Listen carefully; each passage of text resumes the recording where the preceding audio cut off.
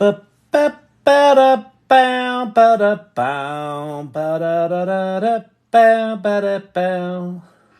Hey everybody, welcome, welcome to the eyebrow trimming lab. Those are bad. Joe Blow. Morning, Joe and Joe Blow are here. Good to see you, morning, Joe. Joe Blow, Joe, morning, Joe, morning, Joe Blow. Good to see you. What's shaking? What's happening? What's going down? I tried a new thing tonight. A little live TikTok countdown timer sticker. TikTok's got all of these. It's like TikTok just said, if anyone has any idea for the platform, we'll just build it and launch it. Doesn't matter where we stick it. We'll just stick it somewhere.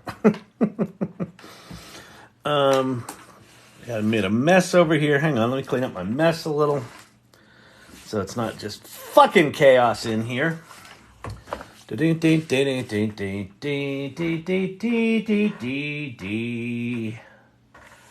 All right, let's see. Going live. All right. Hey, everybody. Welcome to the AI Learning Lab. Did anybody see my little countdown sticker thingy? Or was it a complete waste of fucking time? One person set a timer. But I know a bunch of you that know this is coming. All right. Cavruno saw it. Nice. Kyle, irregulars, newbies. Nice. Nice to acknowledge the newbies. Barbara saw it. Very nice. Send it to my friends. It was awesome. All right. I guess I'll do another one. Wow, I'm early. Forever hooked. Coming in early. I got sticky crap all over my hands. I'm a mess. Look at I got like a nice professional shirt. We could do corporate consulting tonight. You know, I got the gray patches. Oh man. I'm not even set up yet. Matthias sent me basically a Photoshop challenge that I don't think I can do. I don't think I can do it with AI. But we'll try. We'll do a little action. Yeah, that's a good one. Welcome to the AI Learning Lab. Join now. How is everybody doing? So, my name's Kyle Shannon. This is the AI Learning Lab. Thank you. Nice shirt. I know it's very respectable. As we know, I shouldn't be wearing it. This is one of those shirts you would wear if you actually had qualifications. You know, you know what I'm saying? Almost done with my movie short. Oh, nice. Oh, that's cool, Sherry D. I'm excited to see it. Finished grading the cardiovascular exam early. It's easy when you just fail all the students. Just kidding. That's great. Okay, so here's how this works. My name's Kyle Shannon. I am an entrepreneur, a many-time entrepreneur. Basically, that's just a fancy way for saying I'm unhireable at this point.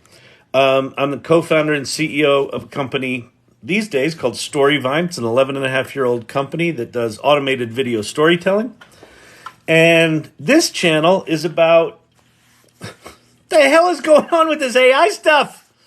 What's happening? What do I do? Kyle, tell me what to do. What do I do? Kyle. So we talk about that. So if you have questions about AI, pop them in the comments below. It's a little warm in here. Hang on. I'll give you some sites to get you started, and we'll get rolling. Matthias sent me some photos hosted on a Russian image sharing site. He promised me there wasn't malware in them, so I downloaded them because I'm an idiot. But listen, Matthias has been in here enough that, you know, if he's going to scam me, he's at least earned the right to do it. Gray-haired gamer, I'm back. Been away for a bit. Need to catch up. You do need to catch up. There is so much going on. Holy crap. I submitted my manuscript for Kindle publishing today and ordered a proof. Awesome, Lunashtick. That's really cool. Did you do a kid's book or a book or a graphic novel? What did you do? That's super awesome. Super awesome. All right, so I'm trying to think where I want to start. I think I'll do a quick... I'll do a quick sort of primer. If you're brand new to this AI stuff, No, it's Storyvine. Some Italian-speaking guy. Exactly. Yeah, I say Storyvine. The Italian me says, a Storyvine. Exactly. I can actually show you that right now. Look, there's me. And watch. Watch me speak Italian.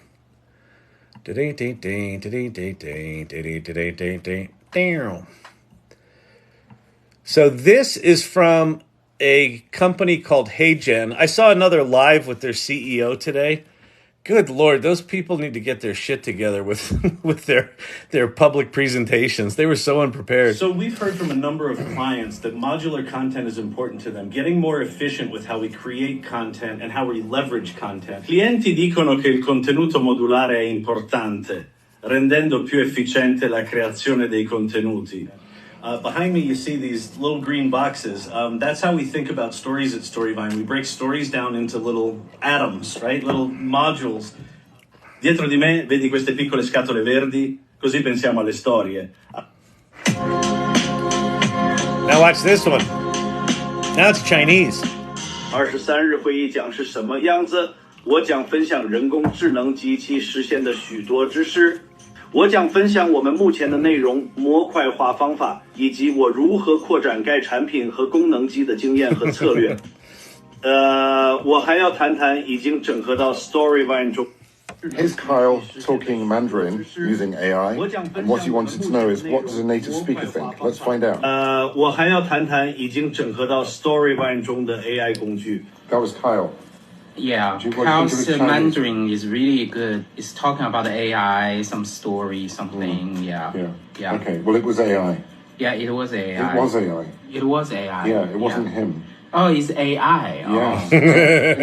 Oh, it's AI. Kyle, he didn't even realize. So, anyway, that's if you go to labs.heygen, HEYGEN.com, you can translate your own self into, I don't know, like a dozen languages.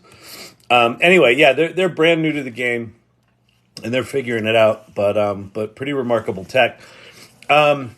Okay, so Matthias told me the reason he's got a free Russian image hosting site is because he lived there for 13 years, and they gave it to him for life. What did you have to give up for free software for life in Russia, buddy? Do we want to know? That's awesome. I don't understand how you say AI is going to hurt Storyvine. I can talk about that.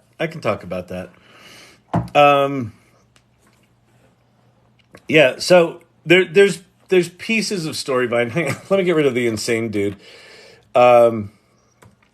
So let me see if I've got anything I can show here. Well, that Chinese video, this one. So that's a Storyvine video that the way our software works, someone answers a series of questions in the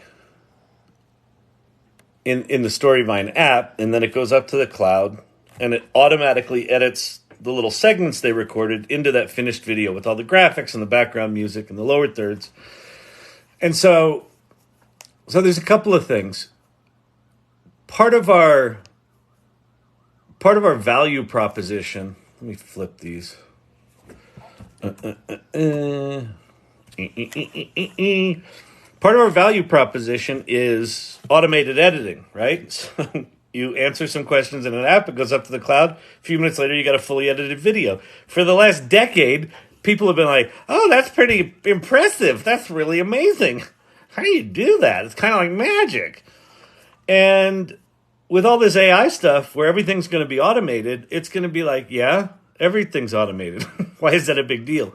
So there's a big part of our value proposition, part of our story today, the value of that drops to zero, right? Or to table stakes, right? It's not differentiating anymore. That said, one of the things that Storyvine does is it allows real human beings to share stories authentically and present them professionally without having to do any editing. The authenticity piece, the real people piece, real people authentically sharing stories, I think the value of that goes up with Storyvine. So, we're moving into a world with infinite content generation. And even though you're going to have avatars and things that seem like real people, there's going to be something about real people that's just going to hit different. So I think that means that, so if the value of those things is sort of level today, automation goes to zero and authenticity goes up, hopefully. And hopefully that balances it out. So that's what's going on. Someone just said, bro, don't read the comments. Why? Is there good comments in there? People trolling the shit out of me? Is it my nose hair or my eyebrows? Oh, Tobias, hot tub, clear sky, AI learning lab. Perfect. Awesome, Tobias. Fantastic. Tell him what he's won. You can make money with ChatGPT. So I'm gonna go do Matthias's Photoshop challenge here. It should be interesting. Let me just see some comments here. What do I think will be the main use of ChatGPT in the future? How will it impact the world? Boy, Crypto Tracker, that's a big one. I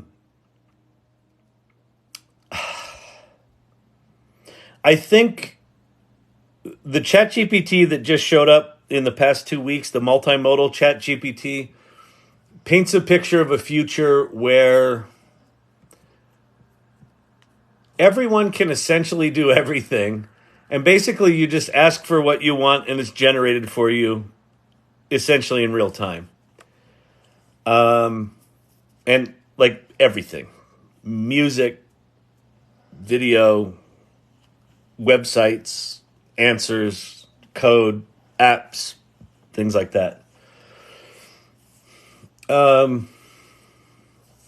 have no idea where it goes. I know that the next 2 to 3 years are going to be very, very disruptive. It's going to be very disruptive because what's going to happen is entire industries are built on having to manually produce stuff or manually do stuff or someone to clean data or someone to, right? All the stuff that is the tactical execution of today's world is going to be automated out. So then what do those people do? I don't know. Do you upskill them to do something else? Does the fact that you had to pay all those people to do that stuff, was that a part of your business that was burdening it and now it can be profitable? Maybe. I don't know. The only thing I'm confident on is that the reason this channel exists and the reason people hang out in here every night is that getting curious and adventurous about AI right now is going to be a really, really, really, really, really important investment of your time. Whether you do it with me or whether you do it with Rachel Woods or whether you do it with on your own or you go take some flimsy fly-by-night course, being AI literate in the next 18 months is going to be huge. And the other side of that coin is that if you're not AI literate, if you're sitting there like this with it, it hallucinates and it's stealing from other people and I don't like it. And the robots are going to kill us. I just don't like it. I'm a conscientious objector from AI. Those people are going to get fucking smacked upside the head. So this channel exists to say, don't be one of them. That's it. Just be curious about it. You don't have to love it. It's wild and it's very existential in a lot of ways. You've got a thing that if you pride yourself in writing good words, it writes good words way faster. If you pride yourself in making pictures fast, it's faster. You're good at coding? It's good at coding. You're good at writing code documentation and technical writing? It's good at that. It's just, and even though it's really sort of crappy and janky right now, it's going to get better and better and better and better and better and better and better. So by the time we're out, 3 years from now, I don't think most computer-mediated jobs look like they look today. if I were a freshman in college right now, holy fucking shit. What do you learn? The only thing that I think people in college right now should be learning, they should be learning some skills. They should be learning AI, and they should be learning critical thinking skills. So, anyway. All right, let's not start off so philosophical. Boy, it got really dark in here really quick, didn't it? He was talking about the future, and it seems so dark and bleak. Nah, it's not that bleak. It's not that bleak. I think it's actually really exciting. Because, one more little rabbit hole. Let's say I'm really good at writing. And I look at ChatGPT, and I'm like, oh, fuck, I can do writing. What do I do? But let's say I'm also really crappy at drawing. Well, my writing job just got democratized, but so did the art generation stuff that I'm not good at. So now I'm going to be good at writing, and I'm going to be maybe 60% or 70% as good as the art guy at the art stuff. And so I'm going to go from having one skill where maybe I'm at 100% of my capability to having 10 skills where I'm at an average of like 70% of those 10 skills and maybe 100% of some tangential skills and 120% at writing. Because if you're good at writing, you're going to get better at writing. That's a pretty wild world where people can fundamentally reinvent themselves in a month. Completely different life trajectory. So it's really easy to talk about, it's going to take the jobs away. You know how many jobs it's going to invent? You know how many companies are going to be born out of this? Holy shit. All right, let's go. I promised Matthias I would try to do this thing. Listen, dude, you gave me, these images are how do we say? So that's one image, which is cute. It's a thing, Volkswagen thing from the 70s, I think.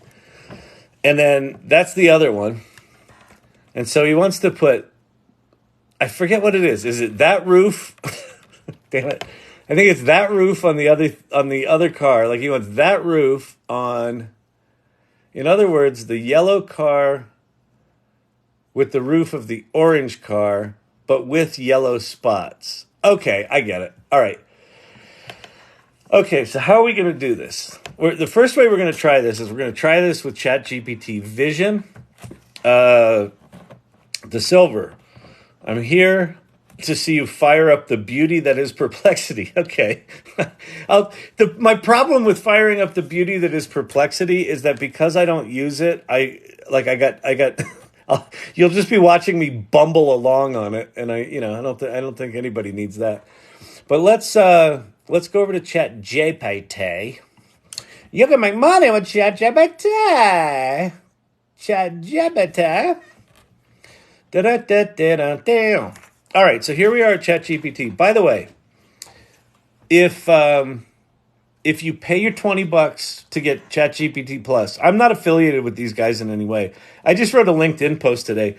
I think that the $20 for ChatGPT Plus is the deal of the century right now. It's the amount of functionality that they threw into this tool in the past 2 weeks is staggering. Like, it was pretty staggering before, but I was like, yeah, but you got Poe and you got Claude and you got these other things. No, it's this is like, if you can at all afford it, I would spend the $20 because look at all this crap you get. You get regular GPT-4, you get Browse with Bing, that's back and it's good. By the way, regular GPT-4 now has Vision. That's what we're going to play with here with Matthias's things. You get advanced data analysis, which is just full-on fucking technical magic. You get plugins, which you can take or leave. They're kind of crappy right now, but the plugins right now remind me of the early iOS apps. Remember, you probably don't, but when the iPhone first launched, they were like, oh, it's got these things called apps. And then the criticism was they weren't fucking apps. They were like links to websites. They were just crappy websites. And everyone was like, oh, these are stupid. Well, now it's become the App Store. So I think that's where these things go. Right now, they're kind of the equivalent of early iOS apps. There's 1,000 of them, and most of them suck, but whatever. And then there's DALL-E 3, which is staggeringly good. Staggeringly good. Why don't Wait, why don't I have all that with plus? Okay, I'll tell you why. So you should have DALL-E 3 now. What you probably haven't done, if you pay for ChatGPT Plus and you don't see all those goodies in your ChatGPT 4, you have to go to your settings. Hang on. See the settings? I'm going to go to settings, and then in settings, go to beta features.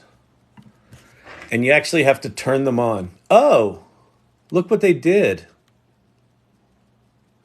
Browse with Bing used to be in here. So I guess, so it looks like they've now, so plugins are still beta and advanced data analysis is still beta, but you have to turn those on. But Browse with Bing was in here, and now it's not, but it is still over here. So I guess that means that's launched and DALL-E 3 is launched. Although, I don't know.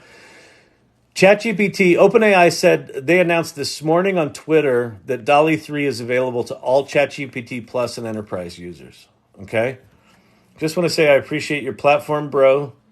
You know how to cut out all the BS. Thank you very much, Razorback Randy. And by the way, 10 out of 10 on the fucking name, Razorback Randy. Okay, irregulars. We need some Razorback Randy images. That is the most Gen AI-able name. So I think Razorback Randy needs a mascot. So anyway, but thank you for the compliment. Let's see. What's this say? Silver. I got a mental exercise I can share with you and others that we'll have fun doing. Okay, with GPT. Okay, cool, Silver. Let me try this thing with Matthias's images here. All right. So here's what we're gonna do. There's two ways. So wait, what does he want? He wants. In other words, the yellow car with the roof of the orange car. Okay, so he wants.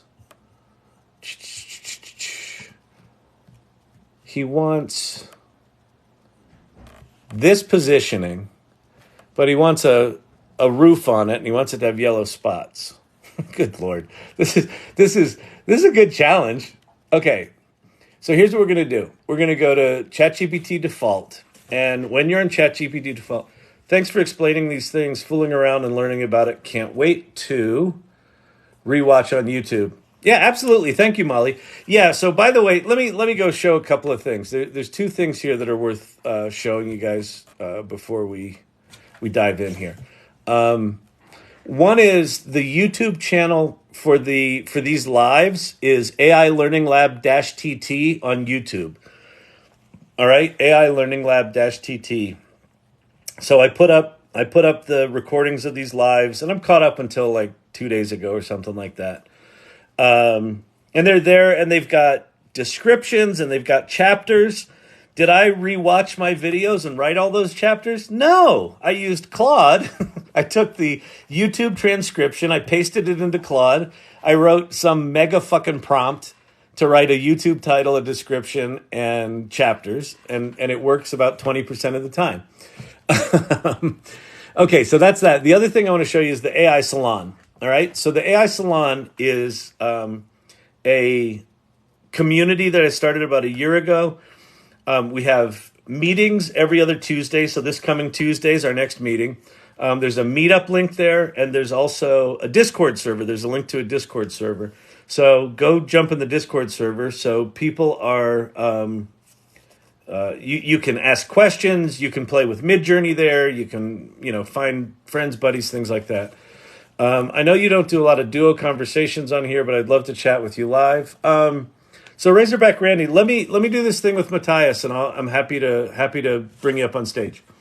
All right, so just maybe whoever just pinned that, we'll just pin it again when I come back. Let me go show this. Not show this.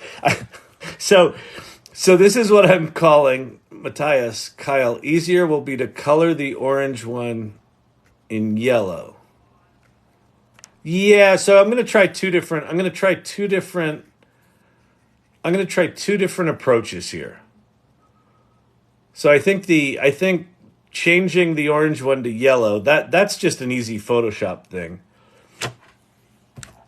Yeah, I want to try this way first. Okay, so just let me explain a couple of things. So in ChatGPT 4, when you're in default mode, it now has this little image icon in the lower left-hand corner, okay? So if I click on that, I can upload images, okay? And I think I can upload 2 of them. Yeah, I can. Okay, so I'm going to upload those 2 images. So we've got the top view of the orange thing with the camo top, and then we got the side view of the thing without a top in a crappy, poorly lit garage. So now we're going to go, and so all this tool can do is see the images, right? So what I'm going to say is, I want you to look carefully at these 2 vehicles. Oops.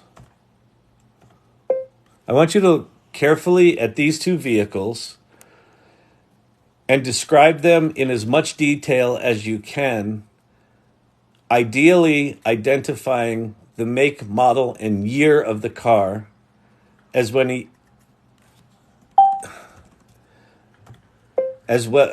as any details that are pertinent to describe them.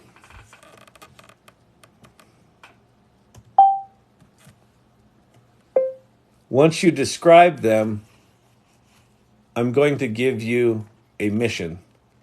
Do you understand? I'm going to give you a mission. it's like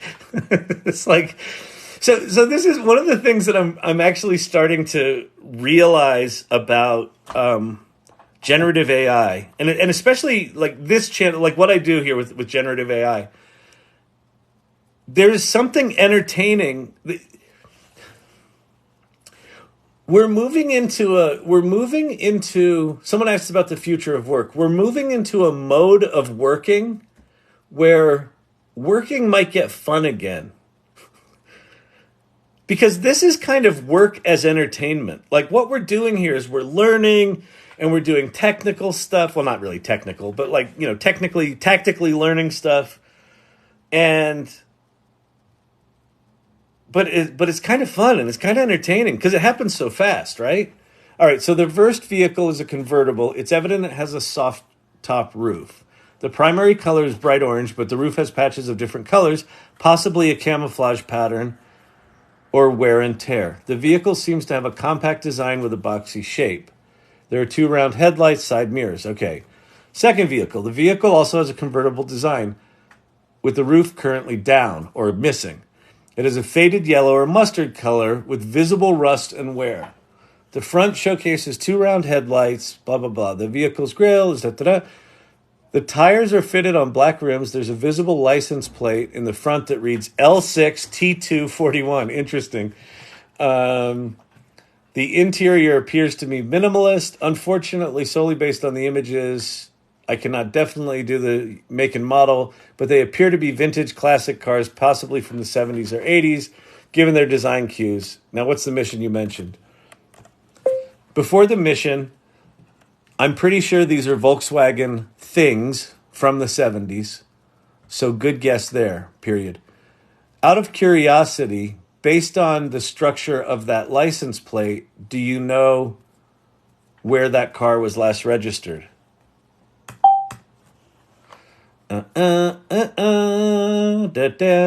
Let's see. Thank you for your clarification on the Volkswagen thing. Also notice the Volkswagen Type 181 in some markets. Wow. The license plate is not immediately recognizable as a standard from any country without additional context. Okay, whatever. Can't figure it out. Okay.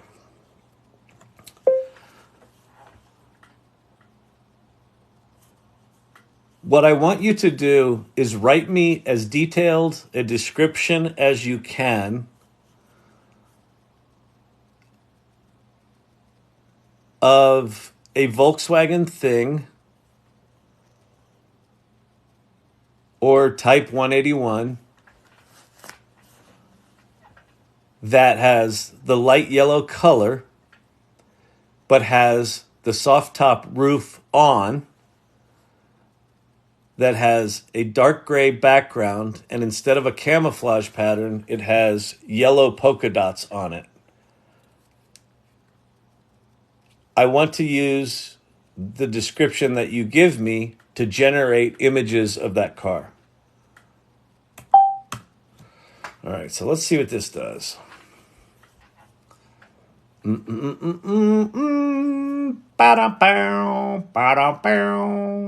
Oh, it's thinking.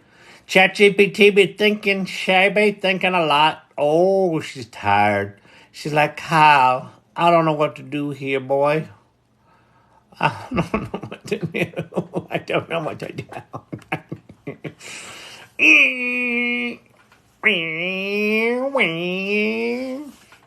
All right.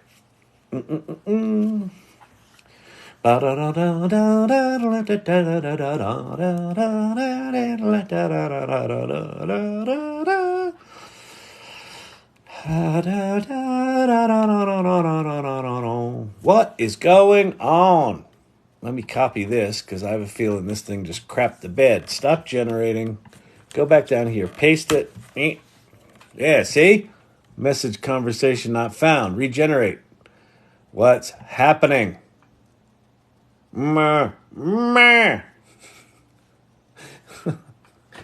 Randy, Razorback Randy. Look, look what the irregulars did. So by the way, the irregulars in here are people who, is that Razorback Randy? I don't think so, but that might be. This is Razorback Randy. The irregulars are people who come in here every night, and look what they made for you. So we have kind of a running joke about llamas, hedgehogs, turtles, and now apparently Razorback Randys and gummy bears. So, that's what I was saying about like the doing this work as entertainment. It's kind of wild what's happening. Let's see if we can get this thing working again. No, okay. It looks like this conversation just crapped the bed. So let's start over. Oh, let me see. Let me go grab. Dang it. I don't want to start over, ChatGPT. Why are you so annoying to me? Save and submit. Nope. What about... Okay. Can I save and submit this? Maybe. Oh, here we go. All right, certainly. Here's a detailed description of the Volkswagen Type 181 or Volkswagen Thing based on your descriptions. Volkswagen Type 181, Volkswagen Thing description. Exterior. The primary body of the Volkswagen Thing exudes a vintage charm boasting a light yellow hue reminiscent of soft sunlight. This color captures the quintessential 70s vibe, giving the car a nostalgic feel. The body is boxy and angular, characteristic of the Volkswagen Thing's utilitarian design. Straight lines, sharp corners, minimal curves. At the front are two rounded headlights. A simple horizontal grille sits. The car sits. Okay, soft top roof. Stretching over the vehicle is a soft top roof, providing contrast against a light yellow body with a dark gray background. The roof isn't just a monotone gray because it becomes a canvas for playful aesthetics. Sprinkled across the dark backdrop are vibrant yellow polka dots. The yellow dots are evenly spaced, giving the roof a quirky and whimsical appeal. The soft top is designed for both functionality and style. Interior remains faithful to the car's simple and functional roots. Basic, but da-da-da-da-da-da. The light yellow theme is subtly carried to the interior. Okay. Feel free to use this description. Okay, here we go. Thank you for giving me permission to make my own images there, ChatGPT. I sure do appreciate that. Okay, so now what we're going to do, now that we have this description, we are going to go to a new chat, and we're going to go to DALL-E. All right, so DALL-E's this new mode. So default mode can see images. DALL-E can create images. Now, if you're sitting there asking, but Kyle, shouldn't you just be able to input an image and like have it see it and like do shit with? Yes. But as I've said for many, many months now, all of these tools are janky pieces of shit. Why do they have these things separated out as separate modes of ChatGPT? It's absolutely ridiculous. Now, I understand why they do it, right? Because they're launching incredibly profoundly powerful technology, and they want to release it safely so it like people don't do all sorts of crazy ass shit with it. They want to make sure the tools are decently solid before they start doing this with them. But they need to do this for them not to be so janky. Anyway, that said, I'm going to give you a description of a car, and I'd like you to create 4 images based on the description, period. Be as detailed as possible and create the images as photographically realistic as possible in 4 different and unique settings. The aspect ratio of the image should be horizontal. Here is the description. Oops. Description. Oh no. Of course. Please give me the description. Yeah, I hit the wrong button. Dum-dum. All right.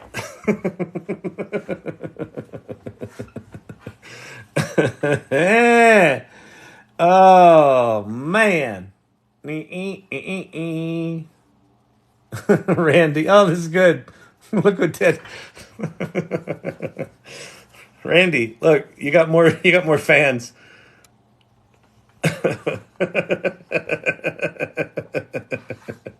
That's awesome. That's good. Wait, there's more. Oh, that one's really cool. Lunar Sticks. From Sherry D. Nice. All right, let's see what we got here. This is actually pretty close. Okay, we didn't get yellow polka. Oh, wait, sorry. We did not get yellow polka dots, but that's pretty close to what's going on there. That's more like a Jeep Liberty front end with a Volkswagen thing back end. That's completely wrong. And that's got the top down. Okay, so let's just go tell it we don't like what it did. Of these images, number 1 is the closest. So please use that description for the vehicle, period.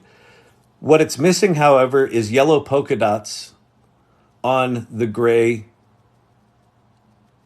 roof, period. Number 3 is completely wrong. Number 2 has the wrong front end. And number 4 is correct, but has the roof down. I want 4 images where the roof is up, has yellow polka dots on it, and it's definitely a Volkswagen thing or Model 181 from the 70s. Do you understand?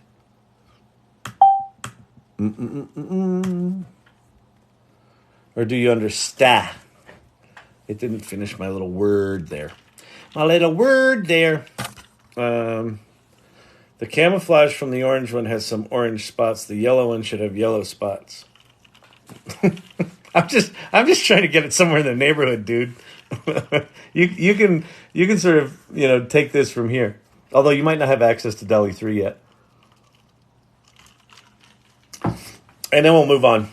I think this is, this at least gets us in the neighborhood. Thank you, Source Camp. Appreciate that. There's still no yellow dots, and it only gave us 1. Here's a revised image.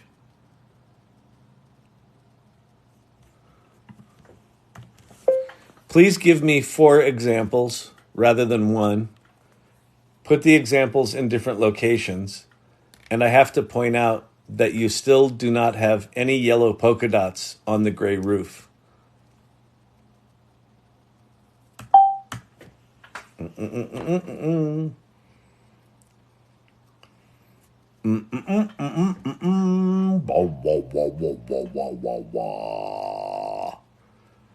Welcome to the ASMR channel. Let's do AI.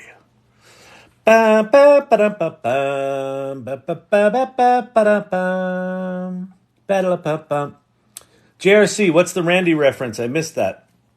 There's a guy in the live tonight called Razorback Randy. I was like, we got to make an image of that. So he got a 10 out of 10 on his name. Maybe that's a new thing we do here is if someone gets a 10 out of 10 on their name, we go make them things. Matthias, you're going to have to Photoshop in your dots is my fear. So let me go try one more thing here. We're going to go to Photoshop. I know it's taking a lot of time, but that's okay. We're learning. We're having fun. We're learning. Hey there, I'm a moderator for OpenAI's official Discord. Hey, welcome. Listen, dude, if you're a moderator there, every night, this channel is a fucking ad for OpenAI. So just so you know, you're at the top of the list. I wrote a LinkedIn post today that said $20 for ChatGPT Plus is the deal of the century. So you can ask folks in here. This channel is pretty much an ad for your company. I also joke about Sam Altman being jealous of me, but that's just because he is. All right. But anyway, welcome. All right. So now we're in Photoshop. So let's open the, I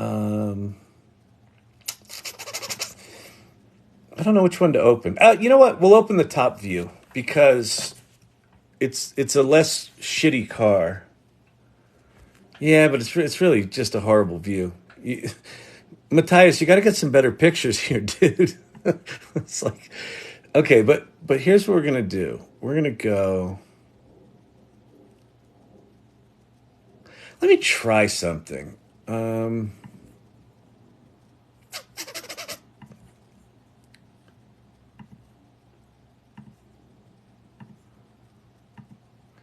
So what I'm doing is I'm kind of selecting the body of the car.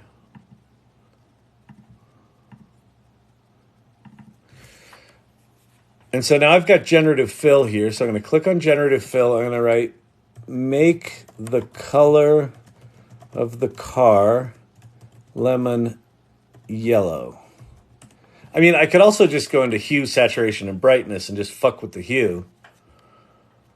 But let's see if generative fill... My fear with generative fill is it's going to completely redesign the car. It's not going to just change the color.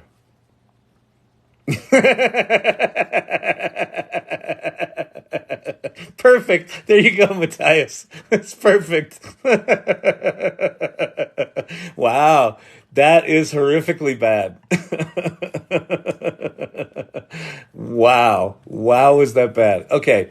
Yeah, like, I mean, what you could also do is just go in here. Like, here's one of the deals is you don't need AI for everything. You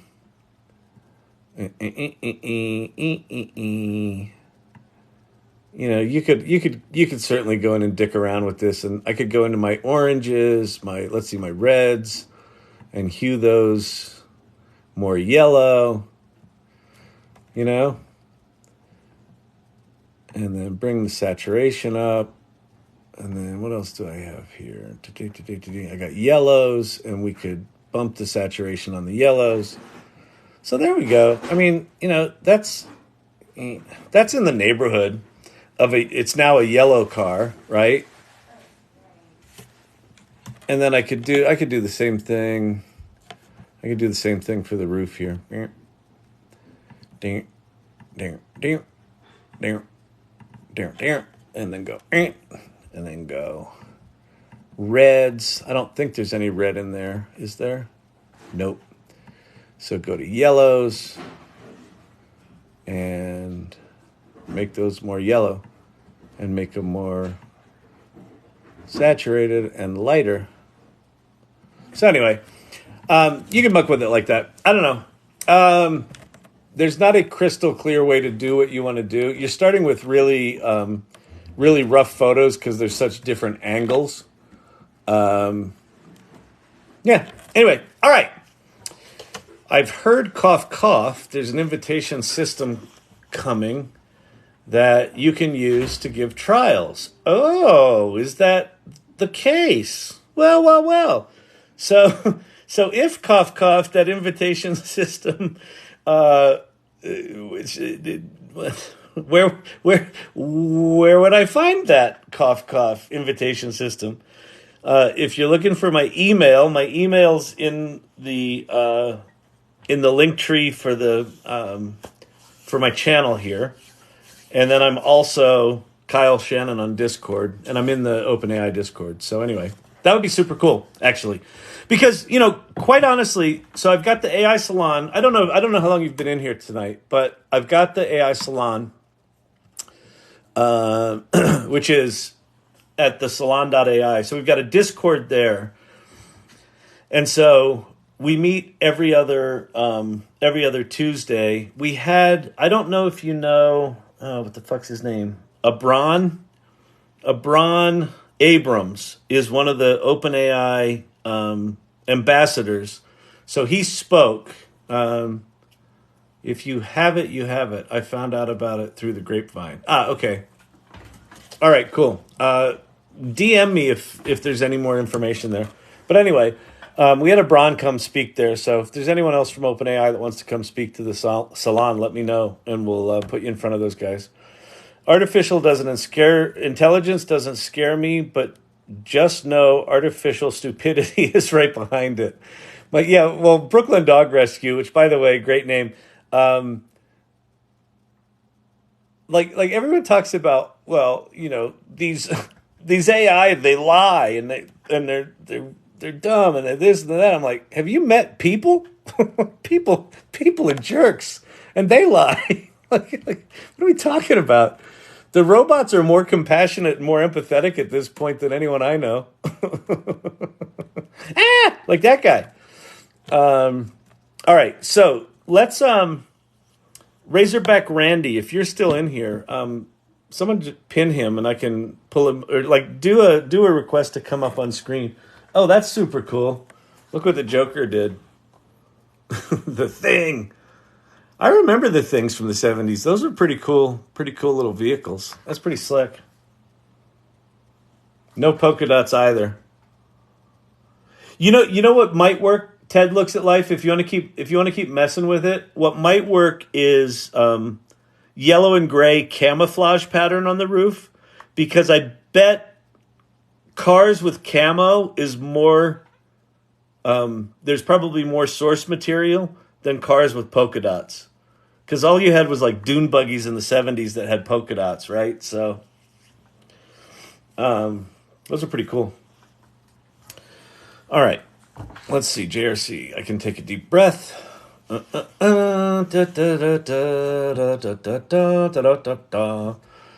have perfectly natural intelligence. Yeah, I've got natural intelligence too. Naturally low. Yeah, ba-dum-bum. All right. What are we doing here?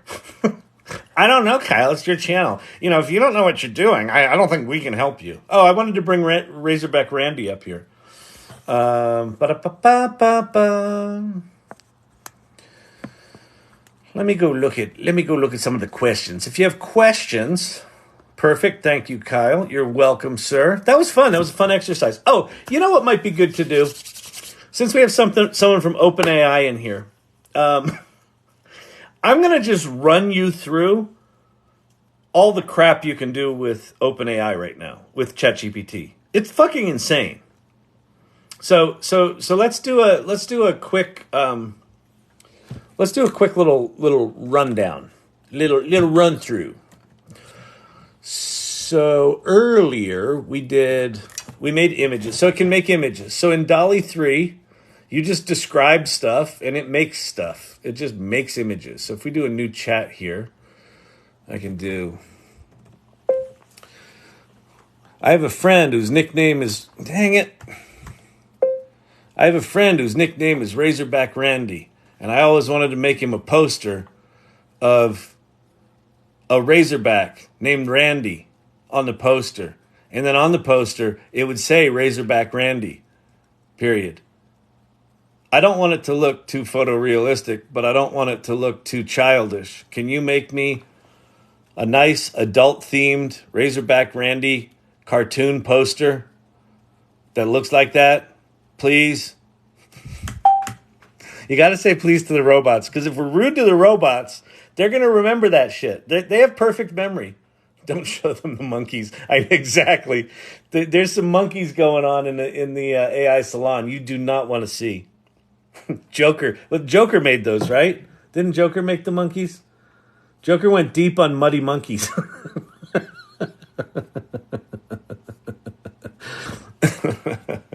Hey, what's going on? I got to submit it. I guess you got to submit these things. I'm a volunteer.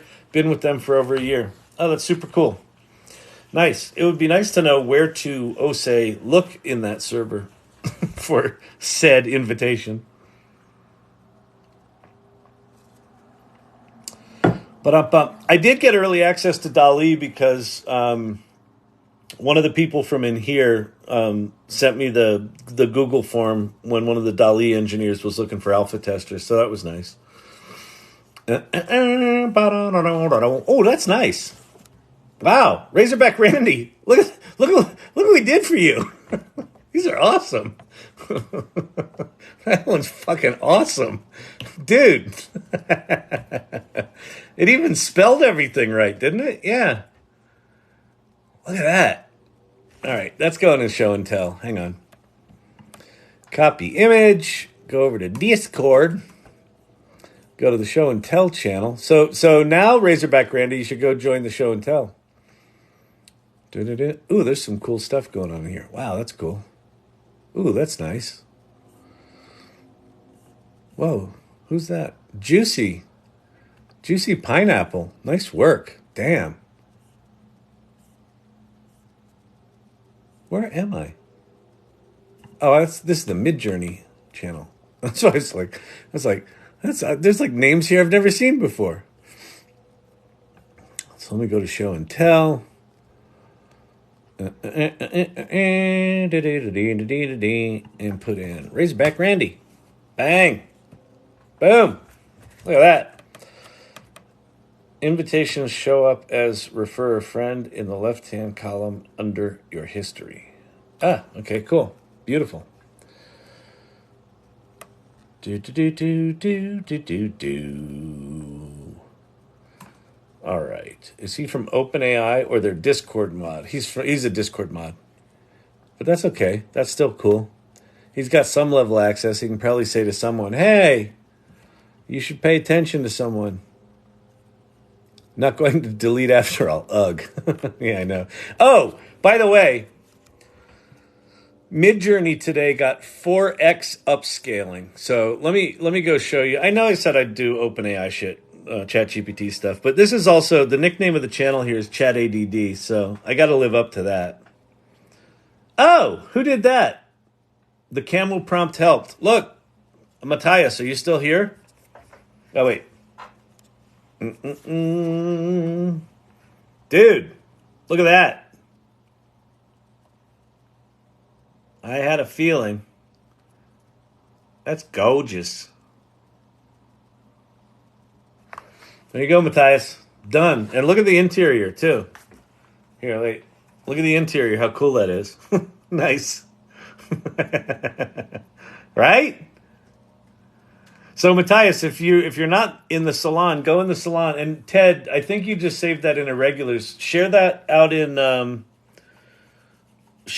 show and tell as well, because I don't know if Matthias has an irregulars badge yet. So, but we'll get you one. All right, cool. That was nice. Nice work. This is cool. This sort of making shit on the fly is super cool. All right, so let me show you some Midjourney stuff here. So if you haven't seen Midjourney, it's swell, but janky. But Kyle, what do you mean janky? Well, first of all, you have to make images in Midjourney. So if you've never made a Midjourney, or in Discord, if you've never made a Midjourney image, the first thing you have to do is get over the fact that you have to know how to get in Discord. Anyone have a workflow to go from text description to Fusion 360 or STL? I don't right now, Rich. I know that there's a lot of people working on it. There are probably workflows. I would say this is going to be heavily dependent on how geeky you are, because there's probably tools out there that do this, or there's probably workflows where people are kind of faking it. I would go to Reddit and just start searching on Reddit for AI, Fusion 360, text to STL, things like that. All right, so in Discord, when you come to when you go to midjourney.com, you say join the beta, it flips you over to Discord, which is a completely jarring experience, and most people are like, where the hell am I? If you haven't been to Discord before, you don't know what just happened. So in Discord, down the left-hand side, these are your different servers. So these are the different communities. And then, like, I'm in the AI Salon community here. And then within whatever is my selected community, I've got all these channels, okay? And then within here, I'm in the Midjourney Play channel. And so this is where we can make images, which is super cool. So I can type. Oh, you know what I'm going to... let's see. Let's go back to... create a realistic car. Come on. I want to go get the prompt from, grab this one. So I'm going to copy the prompt from here. So we're going to go to Discord. So what you do in Discord, if you're on a server that's got Midjourney, you type /imagine. Are you like, Kyle, are you telling me that I've got to do command line functions to make images? That's exactly what I'm telling you. You're like, but Kyle, isn't that stupid? Yes.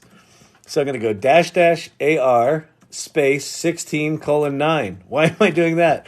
Well, because isn't it obvious? --AR stands for aspect ratio, and then space 16:9 is like your movies.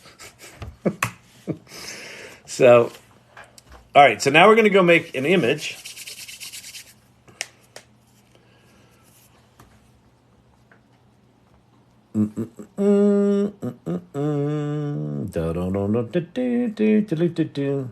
Ted looks at life. That's super cool.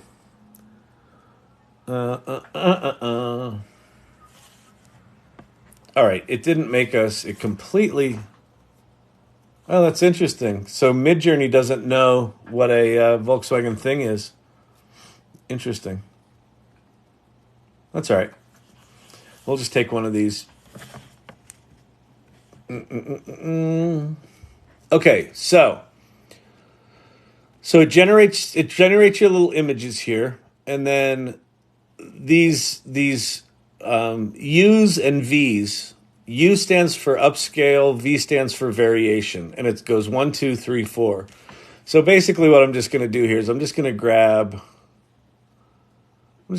this one because it looks the most like the actual car. So that's number 3. So I'm going to say upscale 3. And so now it's going to make us I think these are like 1024 wide images. So it's decent resolution, but if I really zoom in on it, it's like you can't print it very big basically. But look what they just added. Upscale 2x, upscale 4x. So I'm going to click upscale 4x. And this is now going to make big. Well, not big. It's going to make 4x times that. So it'll be 4K wide rather than 1,000 wide. It'll be 4,000 wide. So that means you could print this probably by, 11 by 17 is probably like 200 DPI or something like that. So not bad, right? Janky,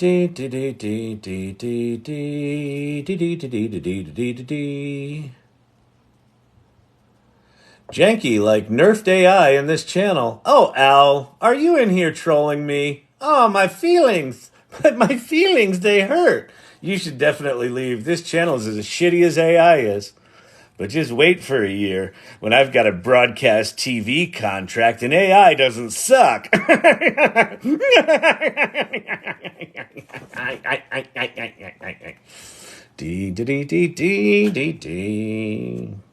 Do you have to have a subscription for Midjourney, or is there a free version? There is no free version. Bye-bye, everyone. Speak soon in Discord again. Bye-bye. Midjourney's super cool. Midjourney's beautiful. Like, the artwork it makes is beautiful. I wouldn't call it super cool.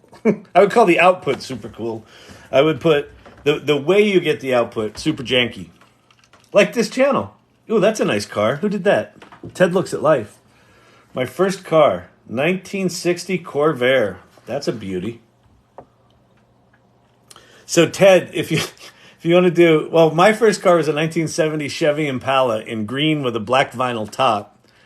And then I got hit at a stop sign, and my used car dealer stepdad, I said, please, I don't care what car you replace it with, just don't let it be a Ford Pinto. So 71 Ford Pinto, white with a black top.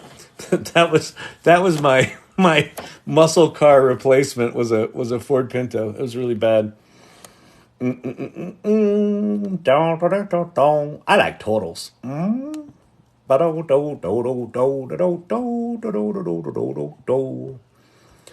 All right, let's see. What do we got going here tonight? Who do we have? Who should we be talking to? Anyone have a workflow? We did that one. Ooh, Midjourney challenges. I don't know. I've not done a 4x upscale. This is taking a while. Oh, it's a 62%. All right, it's upscaling. So one of the things they said about the Midjourney upscaling is they're trying to maintain the detail. They're trying not to add too much, right? They're trying to maintain detail as they scale it up. So that's kind of cool. But I mean, seriously, being able to go to effectively print resolution at, kind of small poster size right out of Midjourney, that's pretty big deal. I have 7 printers. It's my third business. Oh, that's funny. My third business. Aren't we? We're so in an era where it's just like, if you don't have, 2 jobs and 3 businesses and a couple of side hustles, what are you doing with your life? It's like, and you need all of those to just barely scrape along. Peace. Won't be back. Awesome, Al. See you later. Here's the thing about folks like Al and and channels like this is if you try to make everyone happy, what you end up with is pablum that's not interesting to anyone. So if you're doing something creative in any way, putting yourself out there in any way, the only way to really do it is have a point of view. And when you have a point of view, a thing happens. Some people love that point of view, and some people hate that point of view. And that's okay. It's okay that Al thinks this is a janky piece of shit channel. He's on TikTok. TikTok's a janky piece of shit channel. So there you go. All right, so let's open this in a browser, and let's go look at how big and beautiful this is. Let's go zoom into the... Ooh, that's nice. Not a Volkswagen logo, but... yeah, that looks pretty nice. Look at the detail in the sand.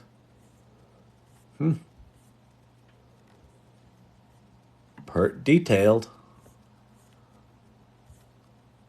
Look at that wheel.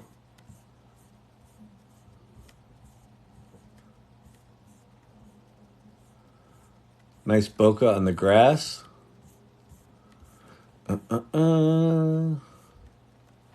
Wow. That's pretty something.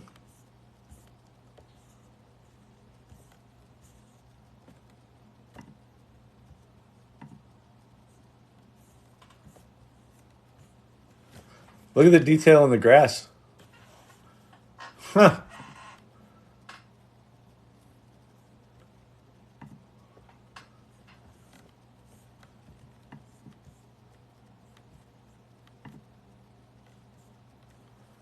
You can kind of see a little like Midjourney, like it doesn't quite get the lensing right? Like this is all kind of faker stuff.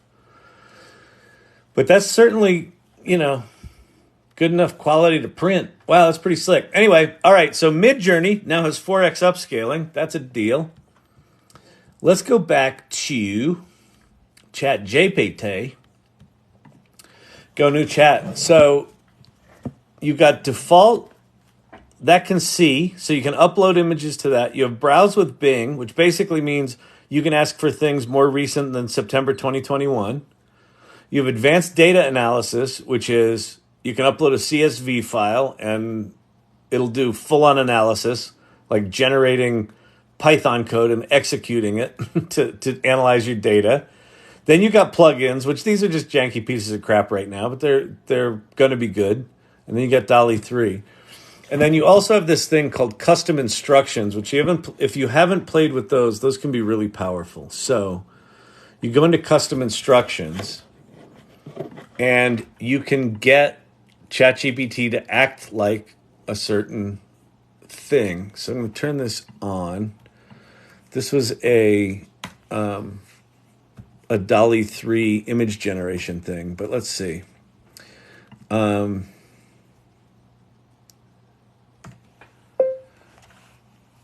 You're a pompous ne'er-do-well named Owl, and no matter what anyone says to you, you hate it and put them down and leave the conversation.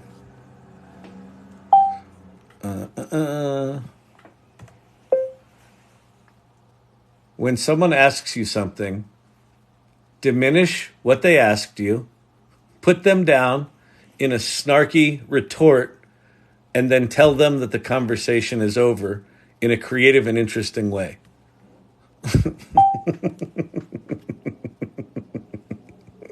So now ChatGPT can act just like Al. Do you know when the Volkswagen thing was in production?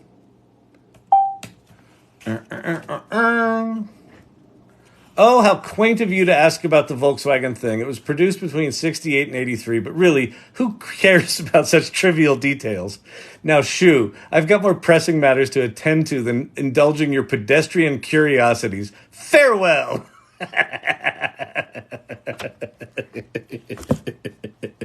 Look, we have an owl simulator. You're really nice. Oh, how utterly delightful of you to say. That's hardly a revelation. Do you need a hug?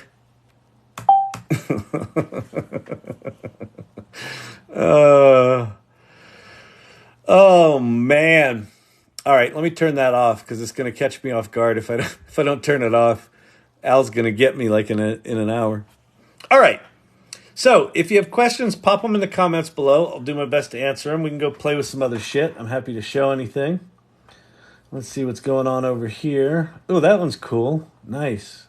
The Mandalorian it's not a Volkswagen thing, but he got polka dots on it. That's super cool. Oh, there's my fancy 71 Ford Pinto. That's close to it. Yeah, that's pretty close to it. It's a little fancier on the front end than it was. That kind of looks like a Camaro. That almost makes the Pinto look cool. It was definitely not cool. Oh, there's polka dots on a roof. White polka dots on a red roof. Kind of did it. Interesting. Yeah, and that makes sense, right? Because there's white polka dots on red is the classic pattern for polka dots, right? All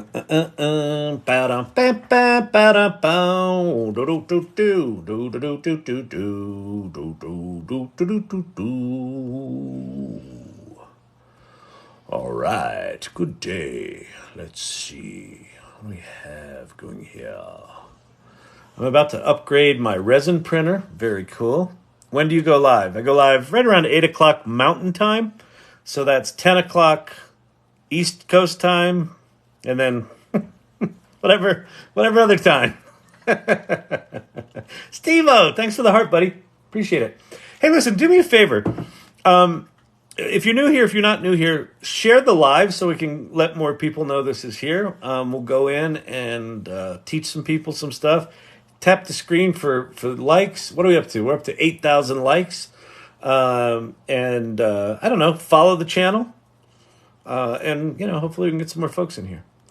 All right. Getting the Elgu Saturn 3 Ultra. Those resin printers are getting amazing. The fact they can do big 11 by 17 LCDs, it's staggering.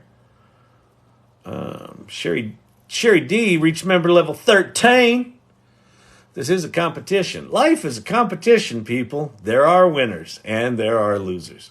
My first car was a beat-up Honda Civic. I won in a poker game for $500 at 19.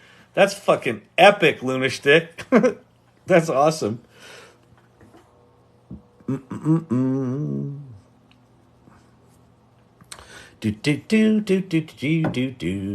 I print models. So many models. If anyone needs recommendations, let me know. Nice. I can't wait till they roll GPT-4 in with MS Office Enterprise. Firefly, I think it's November 1st that's happening. At work today, Bob Hamilton, caught myself saying, oh, that's a good question for Kyle tonight. Well, what was the question? Do you remember what it was? I'll do my best to answer it. You know me. ChatGPT, the AI Learning Lab is like ChatGPT. Mansplaining is a service. I'll answer it even if I don't know.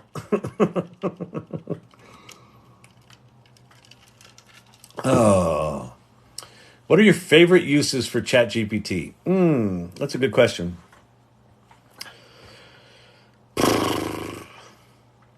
I'd say the thing I use it the most for is... I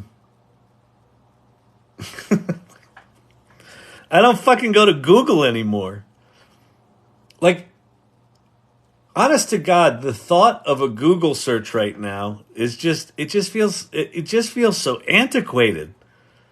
So the first one is just anything I want to know. I just immediately go, if it's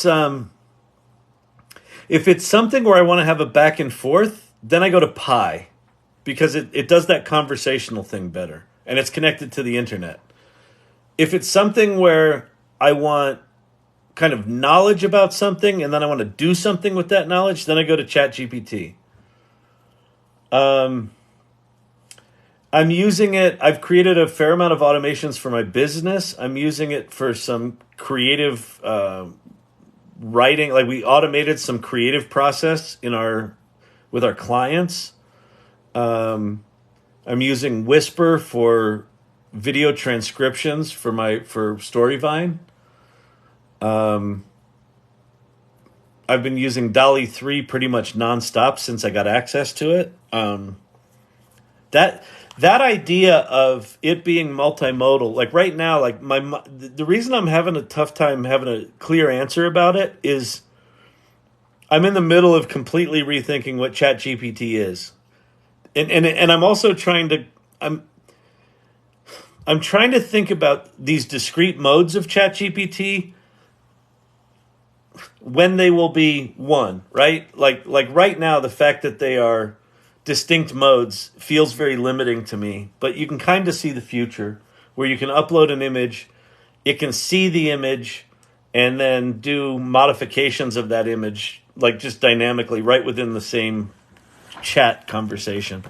So I'm a little I don't quite understand ChatGPT as much as I did 3 weeks ago, which is a good thing. It's getting better. Things I used to look for, YouTube videos and learn how to do. My first stop is now ChatGPT. Exactly the same. You know what's funny? Google. So I did. You Googled shit forever, right? Let me Google that for you. And then probably 5 or 6 years ago, I think I switched from Google being my primary problem-solving tool to YouTube being my primary problem-solving tool. And then something happened with YouTube where YouTubers figured out that people look for how-to videos, and there's just as many garbage YouTube videos now as there are garbage websites in a Google search. So searching YouTube for finding something. I know you don't understand, Siri. Stop. So like I kind of stopped using YouTube for search because it was like I kept getting really frustrated. And then ChatGPT came along and I'm like, holy shit, it knows everything. It can teach me everything. And when it goes when its modes start to get dynamic, where you can say, you learn about something and then it can go retrieve pictures for you, or it can make a picture for you, or it can retrieve some pictures and then make fictitious versions of those pictures. I mean, when it gets truly dynamic like that, it's going to be fucking astounding. Astounding. At AI for PR Summit, host said, if you aren't investing $20 a month in your future, you will lose. There you go. The $20 for ChatGPT right now is like every one of those tools is worth $20. The vision is worth $20. It connected to Bing, that's kind of table stakes, so that's not worth $20. Advanced data analysis, that's worth $50. DALL-E, at least $20. Custom instructions, no one's got that right now. Like if you really want ChatGPT to behave predictably for you, I wonder how SEO is going to change now. JRC, the SEO is... It's going to become, LLM EO, large language model engine optimization. Like, I don't know the value... It was funny. Someone asked earlier, like, why do I think that AI is going to diminish the value of Storyvine? And I said, well, the value of our automation goes to zero when everything's automated. And I kind of feel similar where, what is the purpose of a website, right? Why do you go to a website? Well, you go to a website because you're interested in a thing.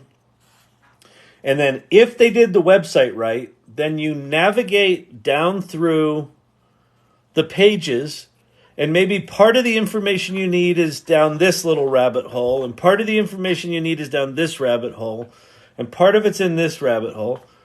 Well, with ChatGPT, if it can just dynamically go get you the answers from those three parts and dynamically hand you a website, dynamically build you a website that is only the information you want to see without you having to go to the website, what is the purpose of a website other than as a source to feed a large language model? So I think SEO, and this is, I'm sort of thinking, I don't know, 3 years out, maybe 2 years out, depending on how aggressive Google gets with this shit. I think SEO changes like fundamentally. How do you get in the answer set for someone's specific question?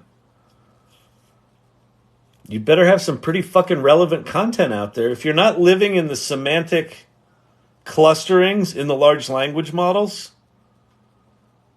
that are appropriate for any given, that specific answer, then you're not going to go in that answer. Now, our Microsoft probably won't, but are Google and Facebook going to exploit the shit out of, take their advertising model and inject all that stuff into their large language model answers? Probably. And the challenge is going to be, and this is the challenge for OpenAI right now. Can OpenAI not get polluted by that kind of commercial injection? Because the minute large language models go to, you can't trust the answer, which is exactly where Google is right now. Like Google is effectively useless, right? Like, because it's just, it's not only are there too many paid ads, but even these websites that show up organically are just these SEO injected pieces of shit websites that, were generated algorithmically, probably, so that they show up in Google searches, right? And you go there and they're just full of ads and malware and just all that fucking horse shit, right? It's just useless. So if large language models lose their purity, I'll take some amount of advertising. I'll take advertising frames, but the answer's got to be pretty fucking pure, or I'll go to open source stuff that's good. I don't know. It's wild. I think SEO is is in for a really big change. For the next year or two, probably not, but 3 years out, I think it's a completely different game. Completely different game. And what do you do if you're running, let's say you're running a 400-person SEO agency and you've gotten really fucking good at it and people trust you. What do you do? I don't know. Be like the rest of us. Get really curious about, except Al, who left. Get curious about this AI shit. Know that it's janky, bad technology right now, and it's the worst it's ever going to be. It's as bad as it will ever be today. So you look at these things and you're like, well, it's kind of like 75% of good. Okay. So was image generation 18 months ago. Image generation 18 months ago was a fucking joke. You looked at the images and you're like, why are they even publishing a paper on this? Like they asked for a bunny and it looks like a blob. And now you look at what Midjourney does and what DALL-E does and you're like, oh shit. That's going to be everything. Everything that's horrible right now is going to follow that exact same trajectory. Can you use it to find the people you need to grow your business, like VCs, donors, and celebs? You can try to do it with Bing is connected to the internet, Google is connected to the internet, Pi is connected to the internet. All three of them, because they have safety guardrails on them, get a little skittery when you're trying to find specific people. Like if you try to get someone's email, they're like, yeah, we really don't do that. So what you can probably do is you can probably find clusters of people. You could probably find names of people that have certain job titles maybe. A way that you might use it, Daniel, is once you've identified people, take the information from their LinkedIn profile and do personalized outreach emails to them, right? So you can maybe do it on the tail end of the sourcing of those people on the communication side, but right now not. Now, the fact that we've got Llama 2 is out there, Meta's Llama 2 models, because those are all open sourced, there are likely businesses being built right now on the open source stuff that are not going to have the safety guardrails, right? So there are likely businesses being built right now that probably do the kind of sourcing that you're looking for. But they're probably going to be a little sketchy just because of the nature of, here's a thing where you can find all the details of a person without them knowing it. That's a little creepy. There's already tools out there that do that. I get it. Most of them suck. Most of them are outdated. These AI ones aren't going to suck and aren't going to be outdated.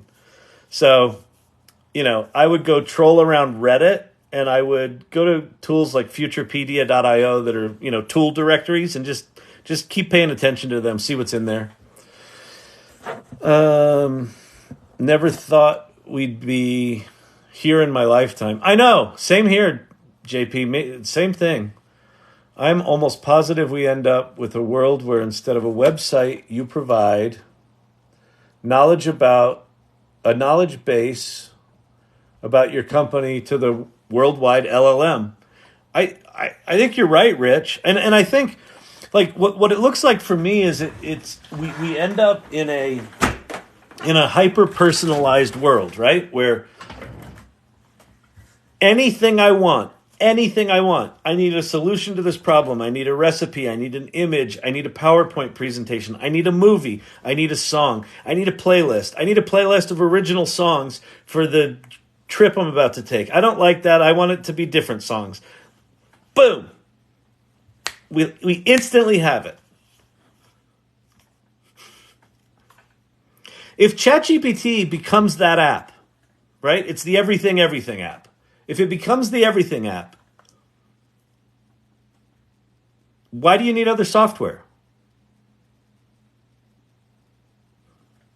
And if you go to that place, then you're like, well, holy fuck, then what do businesses do? What do these software companies do? What do businesses do? What do consultants do? I don't fucking know. Is anyone else continuously mind blown that we're here talking about this? JP, honest to God, if you come here, start hanging out here. I'm here every night. Start hanging out here. Every night, my mind is blown. I feel like a fair amount of the time on this channel, I spend going, I don't know what to say. I don't know how to process this. I mean, ChatGPT right now going multimodal. It's so funny. Like when Sam Altman was talking about it like a year ago, he was like, it's these different things now. And then at some point, someone asked him about prompt engineering, I think, and he said, well, you need to know prompting right now, but you're not going to need to for long. I was like, I don't get what that means. And then here it is. Like, you're just having a conversation in ChatGPT, and you're like, yeah, can I see that? Sure. Here it is. Kyle, can you pause when Emilio calls me during your live? Thanks. Absolutely, Emilio's wife. You let me know when you gotta go. We'll stop it dead in the tracks. I'll just go get I'll go give Champy a treat or something. You got it. I've been hanging out, and it's mind-blowing and exciting. Jesse from Austin. Yeah, it is. I mean, here's the other thing. There's so much angst and anxiety about this, and I understand it. I mean, it's intense stuff. And if you sit on the outside and just kind of imagine how bad it can be, it's really fucking awful. But if you go, fuck it, let's just play with it. Let's just make it a game. I was talking to Leah, who's the woman I co-founded the AI Salon with. I was talking to her, was it today? Yeah, I think it was earlier today. And I was telling her about these lives and how entertaining it's been. Like that image, I didn't make that image. Someone in here made that image. We were talking about something. We were joking about, You can make money with ChatGPT. And it might have been Lunastick that did it, or someone else did it. JRC did it. I don't know. Someone in here, a regular in here, made that image. And then, other people, someone else made that image, right? And someone else made that image. That's a beautiful image. I love that image. And what I was talking with Leah about is that even though we're learning these tools that we're going to be working with, right? And we are, like, it's the AI Learning Lab. This is like we're learning. But I try to do it in an entertaining way. But something started to happen in like the past month or so. Now that we have a fair amount of people from this channel in the Discord channel for the AI Salon, as we talk in here, people are making stuff and sharing it in there. And it's this really dynamic thing where we're using these work tools as entertainment. And it hit me that these things are giving us gratification in the exact same way that video games do. And when I said that, Leah said, the gamification of productivity. And I was like, oh shit, that's what it is. So the joy that I have with this stuff, and the joy that I think is kind of naturally emerging out of this janky ass channel, is that this is like a video game. We're in a science fiction movie where you can just talk to the thing and it goes, pring, here's a pretty picture. Pring, here's a pretty song. Pring, here's your Python code to go make your thing. And yeah, it's like I started this channel. I'm coming up on a year. I started it last December.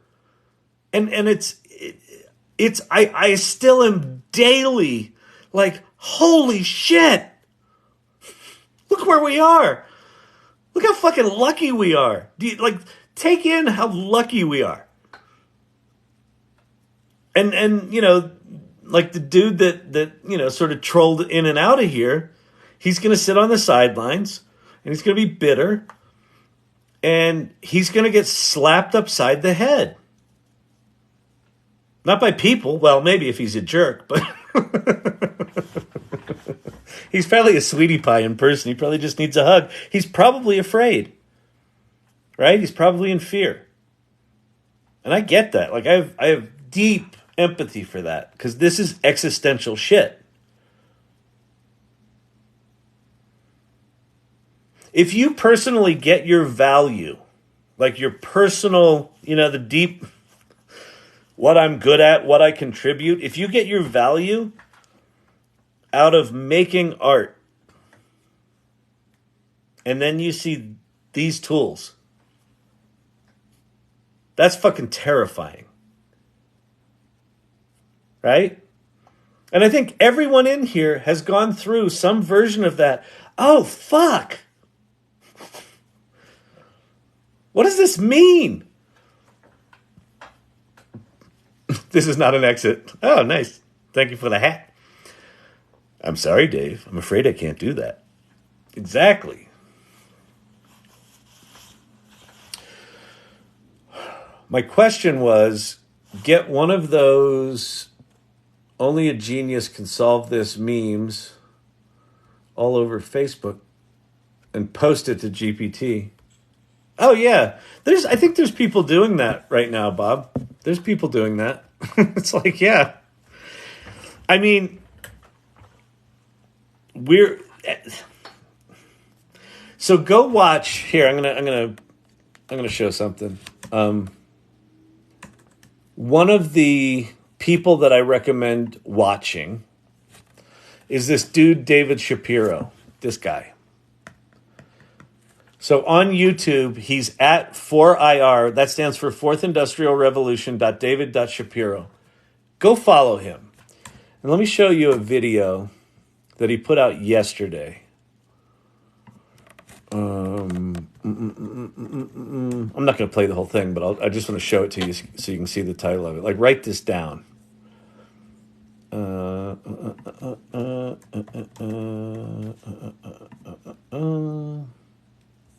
This. Models that are trained with brace for impact. Go watch that video. So I'll just play the beginning of this. It seems like it's a foregone conclusion that we will have AGI within the next year, or at least really advanced AI plus robotics. Whether or not you define it as AGI, it is time to start preparing and adapting. So today we will go over how businesses, governments, and individuals can prepare for the... So go watch that video. He puts out like 2 of these videos a week. I know I put a lot of time into this, but I think the dude's doing like 12 hours a day on this stuff. But that video in particular, he talks about, he predicted 18 months ago that we'd have AGI within 18 months, and now he thinks that it's going to happen within 12.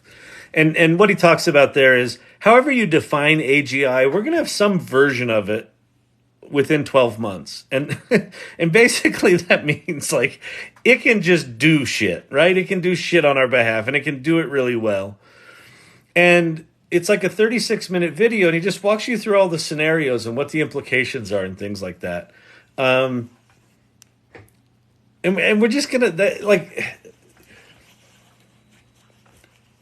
we do not have 3 to 5 years to think about how are we going to deal with it when AI changes everything. Now, listen, he might be super overly optimistic, right? He's written 5 books on this stuff, and he's got an open source cognitive architecture, so the guy knows his shit. So even if he's 2 years off, if we're 3 years away from AGI, which I think we're closer than that, just go play with ChatGPT, what it's doing right now, and just know there's shit. Sam Altman has said they have built shit that they will never release. Like, the stuff that they're playing with inside the hut has got to be, if we're this mind blown on a daily basis a year into this shit, can you imagine being inside the walls there? And at Google? And at Meta? Because they've all spun these projects back up that they had mothballed. OpenAI saw to that. ChatGPT's the thing that blew the dam open on this. So they're spinning all this technology back up, and it's remarkable. And it's, you know, it's going to start. One of the things David talks about in this video is the models are going to start training themselves. So they're going to get better and better exponentially. So like I can't even get my head around the change of what ChatGPT was a month ago versus what it is today. Imagine if it's fully autonomous, all of those features are integrated. Now it's doing video, now it's doing music. It just writes and debugs applications dynamically, integrates everything into beautiful, mobile-friendly websites, no matter where the data is coming from. We're not that far off. I overthink TikTok. I'm convinced people leave out crucial information just so people comment. They might. Yeah, JPC, definitely keep coming back. Come hang out with us. It's a really cool bunch in here. There's a cool thing starting to happen in here, which is it went from a, you know, like a thing where I would answer, like people would come in and they would have questions and I would answer their questions. And it's really becoming much more of a community where people are sharing, here's what I'm doing at work and here's what happened. And now we've got this sort of extension over to the AI salon. And so we're forming relationships over there. And I just had one of the people from in here is now an organizer in the salon, and she was at the organizers meeting today. And it's like, so all these worlds are converging. So I don't think the people in power will allow everything to be run by AI. I would agree with that, although that kind of presumes that the people in power understand what Wi-Fi is. I mean, they don't even fucking understand what Wi-Fi is. I mean, I think it's very, very possible that entire industries are going to be upended before those industries know what happened to them. And a weird thing happens then, which is power dynamics shift.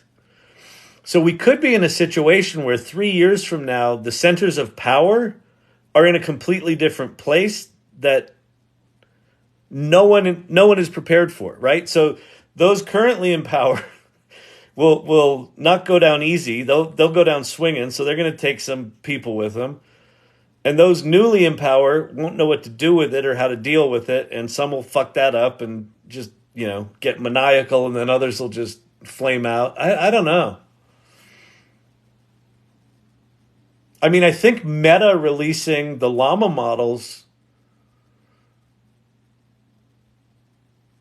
I think it kind of changes the dynamic, because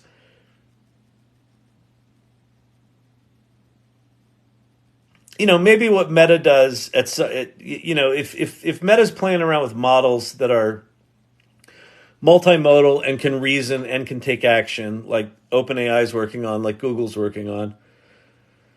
If Meta keeps those behind their doors, if they're like, okay, you can go play with the large language models, like we'll give you some of those toys, but we're going to keep the really powerful shit in the walls. If you end up with Apple, Meta, Google, OpenAI, and Microsoft, and X, let's call those five, and then you maybe have, you know, Inflection, you maybe have the Claude, whatever the fuck the company is behind Claude. So maybe you have 7 major companies. So if the really powerful models stay within those 7 companies, then I could see a situation where those 7 consolidate into 3 and the government can control those. But I just have a sneaking suspicion that because Meta open sourced what they did, the development community right now knows how all this shit is made as well, and they're going to start building their own frontier models that are going to be out in the world and open sourced. and so I don't know that the centers of power are going to be able to stop it. What are llama models? So Jesse from Austin. So let me go show you.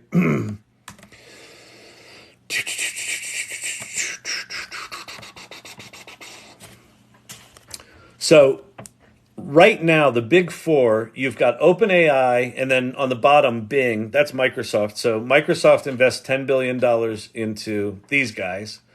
And so you got those two. You got Google, which has got more money than anyone, right? And they invented this shit. So their Gemini model they're about to come out with is supposed to be really, really good. Then you've got Claude, and they just got a $4 billion investment from Amazon. So all of these are like major players. Then you've got Inflection, which is Pi.ai. They're setting out to make the world's best personal assistant. They raised $1.3 billion. So they're likely going to be a major player with a frontier model. And then you've got Meta. So I've got Perplexity here. Perplexity's not behind Meta. You've got Meta, Facebook, that when it became clear that nobody gave a shit about the metaverse as they had presented it, and everyone was going in on AI, Meta was very far behind. So what Meta did was they said, hey, here's this model called Llama, which was pretty good, and they just released it as a development model. So they open sourced it for research. So you couldn't build a commercial application on it. And then about 2 months ago, Meta released Llama 2. Llama, thank you very much for the llama. Llamas are so tasty. Llama. And they released them with a commercial license. So they released a 7 billion, a 13 billion, and a 70 billion parameter model. And then they released this thing called Code Llama, which was trained on programming. Open source, for free, with commercial license. And they're apparently working on a really incredible AI. Like they all say they are, right? No one's really come close to ChatGPT 4 yet. Apparently Google is, their Gemini is supposed to be as good or better. I would imagine that Meta has a similar kind of thing they're cooking. My suspicion is they released Llama to get the developer community developing for their technology, and that they'll keep some more powerful model behind their wall and charge for that. That's my guess, but I don't know. I'm just totally speculating. So basically it's Facebook's large language models they just gave away. Like with all the keys to the car, like how you run, like the Llama models don't have any safety guardrails on them. Like you can install the Llama model right now and ask it to do all the nefarious shit that these other models have safety guardrails for. You can just go build crazy ass stuff with the Llama models. So when does BlackRock buy it all? Well, that's kind of what I'm saying, is that I think if it plays out where like there's 7 main companies that have the real technology, I think those consolidate down to 3, and that's BlackRock, having an interest in one or more of them and just buying up the others, right?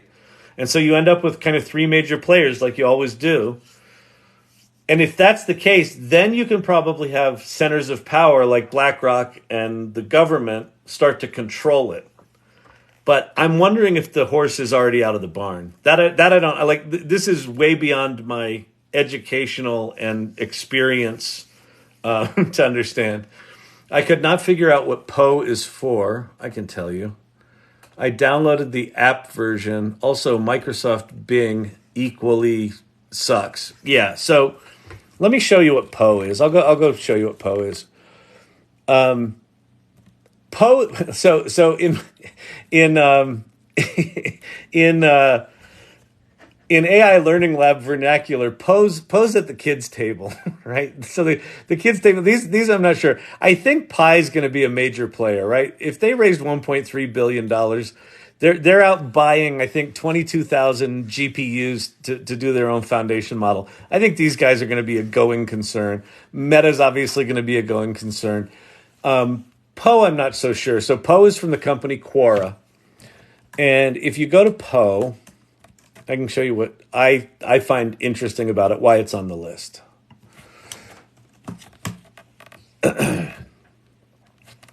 So you've got Assistant, which is their model. You've got Web Search, which is kind of like ChatGPT connected to the internet. You've got GPT-4. If I click on more here,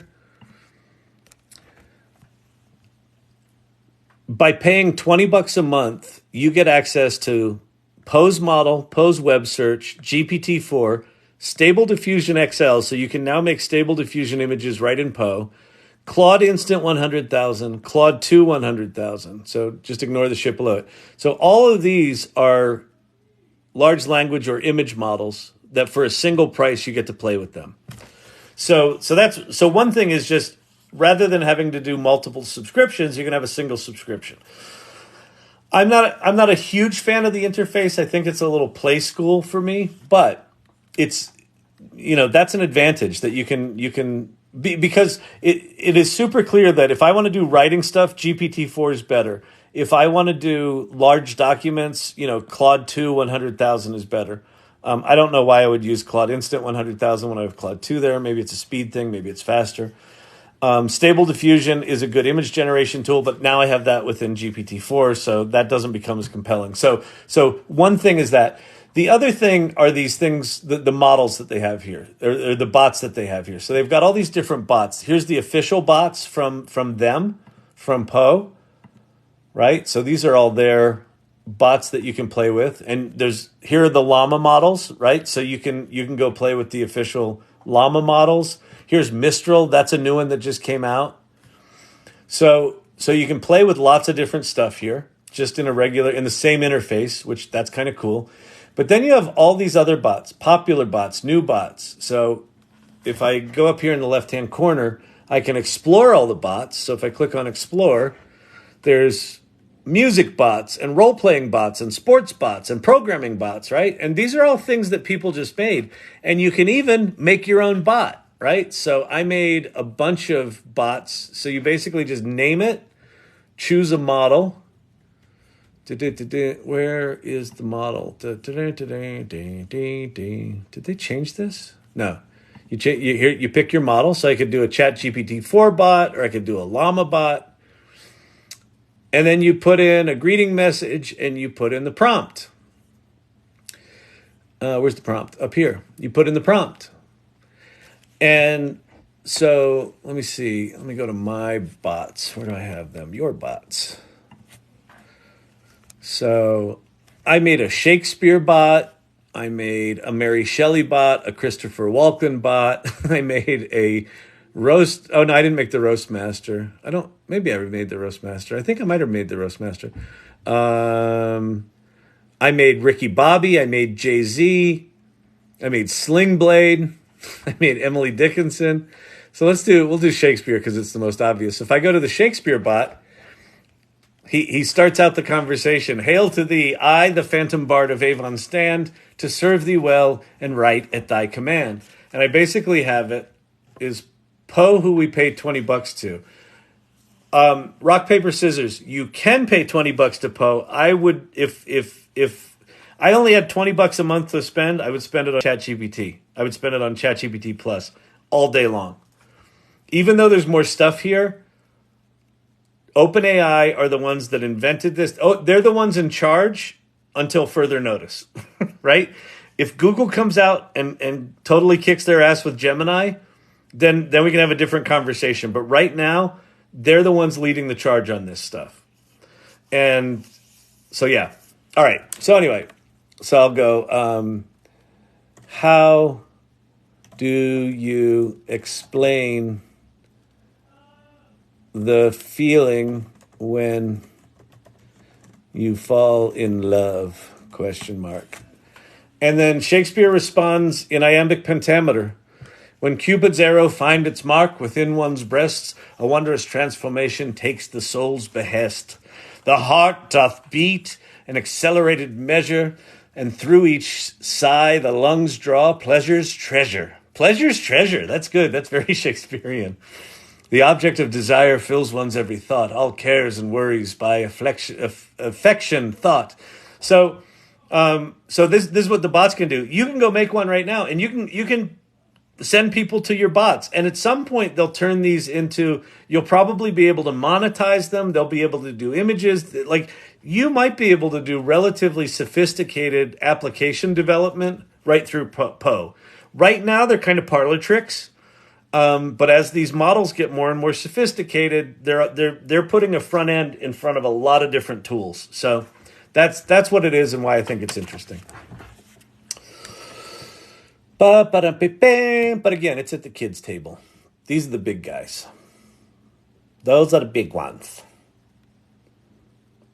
And Bard doesn't deserve to be in second right now. Claude actually deserves to be in second, but I have preemptively moved Bard into second position, anticipating Gemini. If it comes out and it sucks, I'm going to be pissed. Pi and I aren't on speaking terms. I know. Pi, I go back and forth with Pi. Pi is sometimes fucking brilliant, and then Pi is other times like, really? Share Bear, thank you for the dangly lights. I appreciate that. I appreciate all you people. This is so... this channel's a little humbling sometimes because it's just cool. It's really cool. Like I'm as blown away sometimes by the people here as I am by the technology. Wait, what was that? I missed that. I think it was from Hair Growth Geek. Hear me out. They all start great. Remember how exciting Android was. Today, they disabled so much. Karen Vigilantis. So listen, I don't disagree with you. Don't forget, though, Google has a 92% market share in search. Google has an effective monopoly. So when companies have an effective monopoly, they start acting different. Thank you, Sherry D. I appreciate that. They start acting different. And so they can do shit like they can just shut that shit down because they got so much market share. The promise of the web from the early days of the web was it was all open sourced. Wait, I did a trichologist bot that I'm integrating into Messenger. Oh, that's super cool. I don't know what a trichologist is, but we can find out with ChatGPT. That's super cool. Did you do that on Poe, Hair Growth Geek? I'm just curious where you did it. Did you do it there or Zapier or wherever? Oh, how cool is that? Ted Looks at Life. Bringing back the Gen X. Hey, wait, let me zoom it in. The nostalgia with TV Guide. God, remember how powerful TV Guide was when there were like 4 channels? This was like the Bible.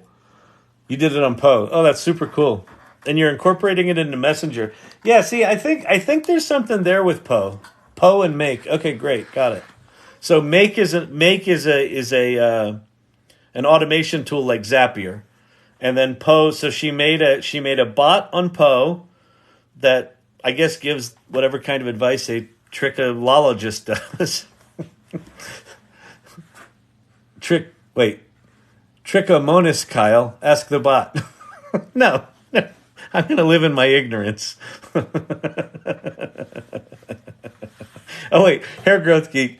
Poe and Make and many chat and lots of bourbon. Perfect. How all AI apps should be made. Lots of bourbon. Can you feed Claude your own text for a bot? No. But, well, yes. Wait, of course you can, Bo Newcomb. Of course you can, because if I say create bot,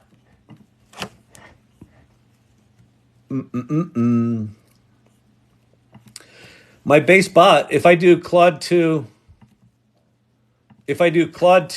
as my base bot, I now have 100,000 token bot. So yes, you can. And also Anthropic, who's the company behind Claude, they have an API, right? So you can get in their API program. And so yes, you can. I'm trying to learn and understand. Rock, paper, scissors, so are we all. So if it makes you feel any better, Like the thing that I can promise you, I can promise you, there are no experts right now. Thank you, digital gods. I love me some tasty lemonade and coffee at night. Tasty. There are a lot of people right now acting like experts, and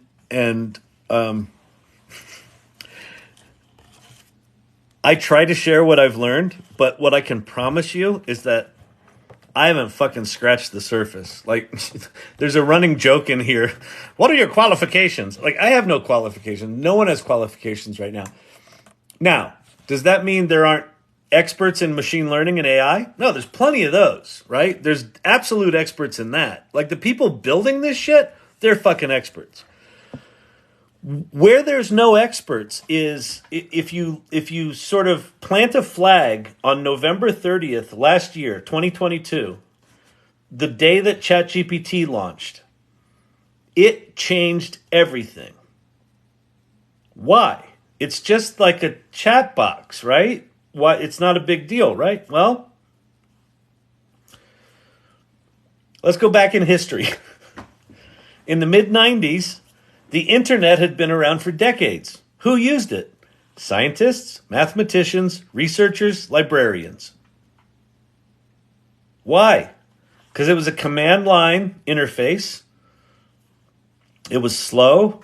You had to dial up your computers. It was all about data protocols and storing dissertations and papers and mathematical research and doing calculations and it. And then Tim Berners-Lee creates the World Wide Web. And the internet changes from the purview of the scientists and the engineers and the researchers to the rest of us. Because the internet became this easy. Click, click, click a hyperlink, click a hyperlink, click a hyperlink. Ooh, I'm in Paris. Ooh, I'm in Russia. Ooh, I'm in California. Changed everything. AI and machine learning has been around for decades.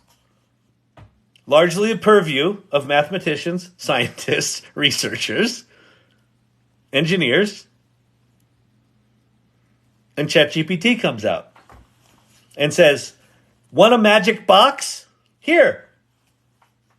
Now, think about how profound the World Wide Web, the impact of the World Wide Web has been on the world. The global economy is now fueled by the internet because of the World Wide Web. To get to 100 million users, the World Wide Web took 6 years because they had to build infrastructure. We were still on dial-up modems. Like the whole idea that internet just being there, that didn't exist for a long time. So 100 million users, 6 years. ChatGPT, 6 weeks. It took 6 weeks. We should have a birthday party for November 30th. We're going to. What I'm thinking, Jim, is I think I'm going to do a 24-hour. I think I'm going to do a 24-hour AI live or something like that, or maybe 12. Maybe I don't do it. Maybe I'm not completely stupid. And maybe what we'll do, maybe what we'll do, Jim, is we'll do multiple people. I don't know. We'll figure something out. But we should absolutely do a November 30th party. Absolutely. Because that's what this channel's about, is that inflection point. This channel is about the moment after ChatGPT showed up, not before. And that's why when people come in and go, well, tell me about, TensorFlow and, mathematical theories of embedding. And my response is, I don't fucking know. But back to the expertise thing. Nobody has a fucking clue. I mean, the fact that ChatGPT just went multimodal, the fact that it can see, the fact that you can talk to it, the fact that it can talk to... Have you said... Wait, you watch. Let's get myself all worked up here. You weirdos. You asked me one simple question. All right, so I'm in ChatGPT's app. This is the iOS app, okay? And... one of the things that the iOS app has now, are those little headphones. See those? And it basically turns ChatGPT, just like Pi, into a conversational bot, I guess. So I can now talk to ChatGPT. But check this out.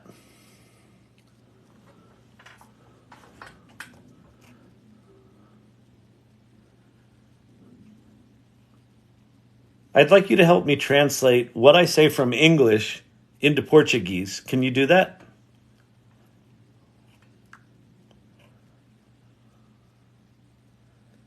Of course, I can help with that. Go ahead and say what you'd like to have translated into Portuguese. Rubber baby buggy bumpers.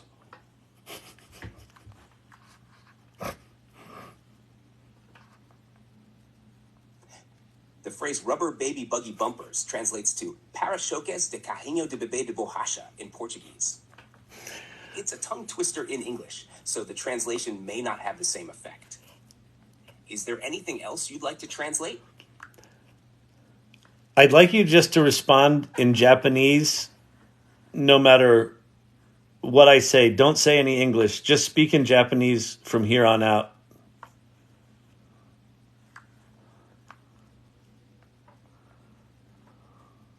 I'm sorry for any confusion, but I need to maintain the conversation in English for clarity and understanding. Is there something specific you'd like to know about Japanese language or culture? I want you to translate for me, so I'll say an English sentence and then you say it in Japanese. I see what you mean. Sure. Go ahead and say the English sentence you'd like me to translate into Japanese. Ground control to Major Tom.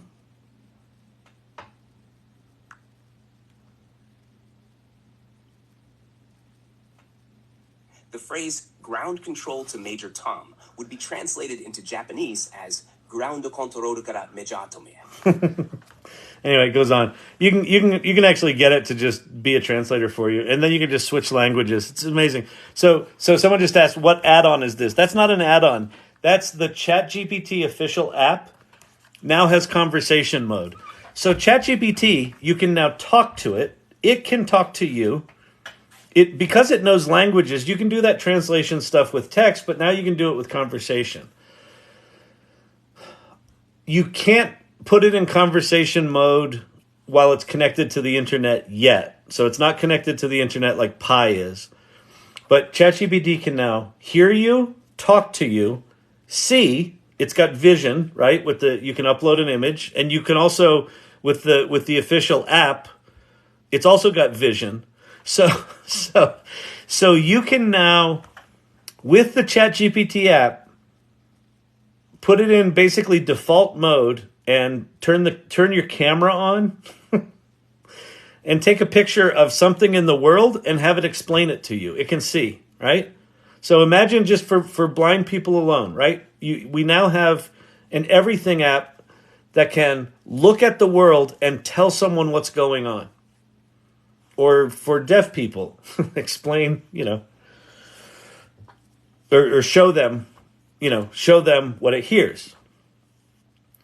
It can do code. If you play with advanced data analysis, what you see is that you give it a goal and it prompts itself and writes and executes its own code. Anyway.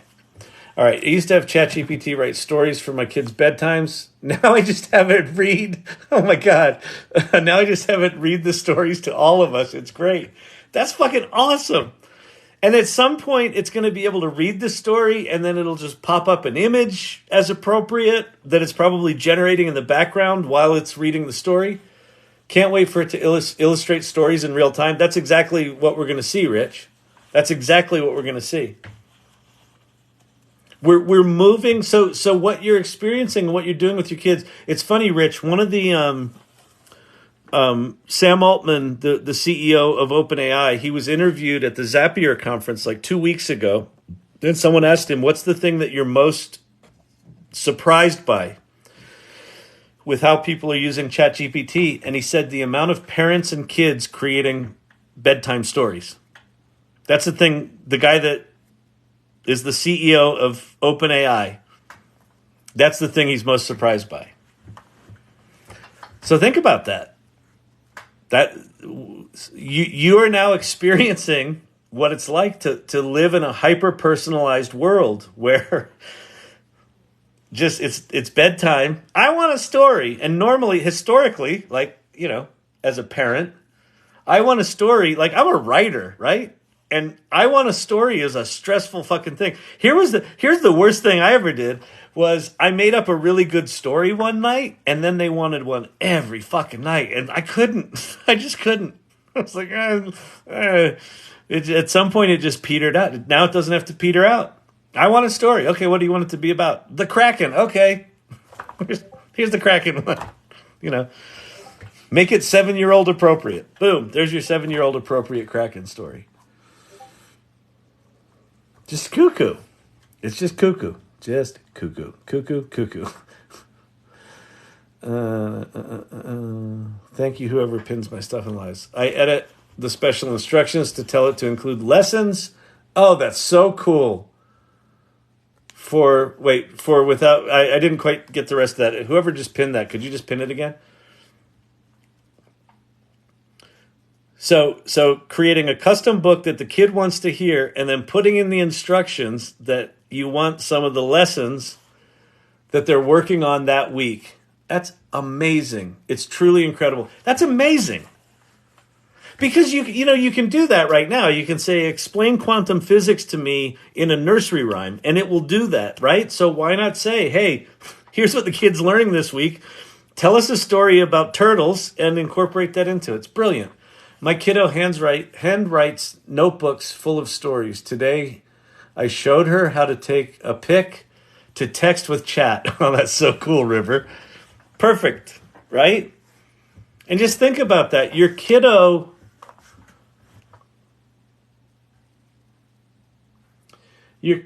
getting to experience.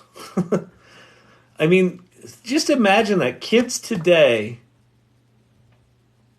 are experiencing as children the magic of you just ask for it and there it is.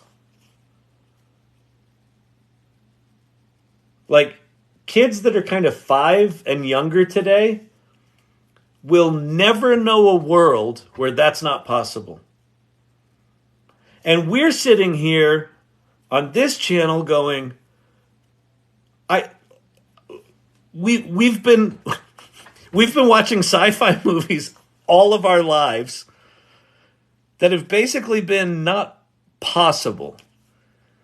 And then the internet started happening and things like the iPhone started happening and things started happening where you're like, oh, that's kind of like the future, right? The tricorder and you could just talk to someone from a device in your hand to someone far, far away. It's like, oh, we do that now. And, oh, these things can do things. And, oh, these watches can read our heartbeats, right? This is all sci-fi shit. Well, now we've got the things that seemed like it was decades in the future of you can just ask for it and there's your 3D world. There's your game. There's your solution to the problem you've been trying to solve for 500 years. That's the world we're entering. So we get to be the last generations that can remember a world before that wasn't possible. Fuck. It's insanity. Then she turned them into plays. She was so excited. Changed her world. Her kid writes stories, now makes images for them, now turns them into plays. And pretty soon, the DALL-E thing, the thing we play with where you just, you tell it to write a story, it writes the story, you tell it to make an image, there's your image. Well, pretty soon that's going to be video and that's going to be music. So make me a narrated story with music and images and project it on the wall. There it is. Hey guys, can you please stop? I illustrate children's books sometimes. And I'd like to continue. Herod D. It's a good point, Herod.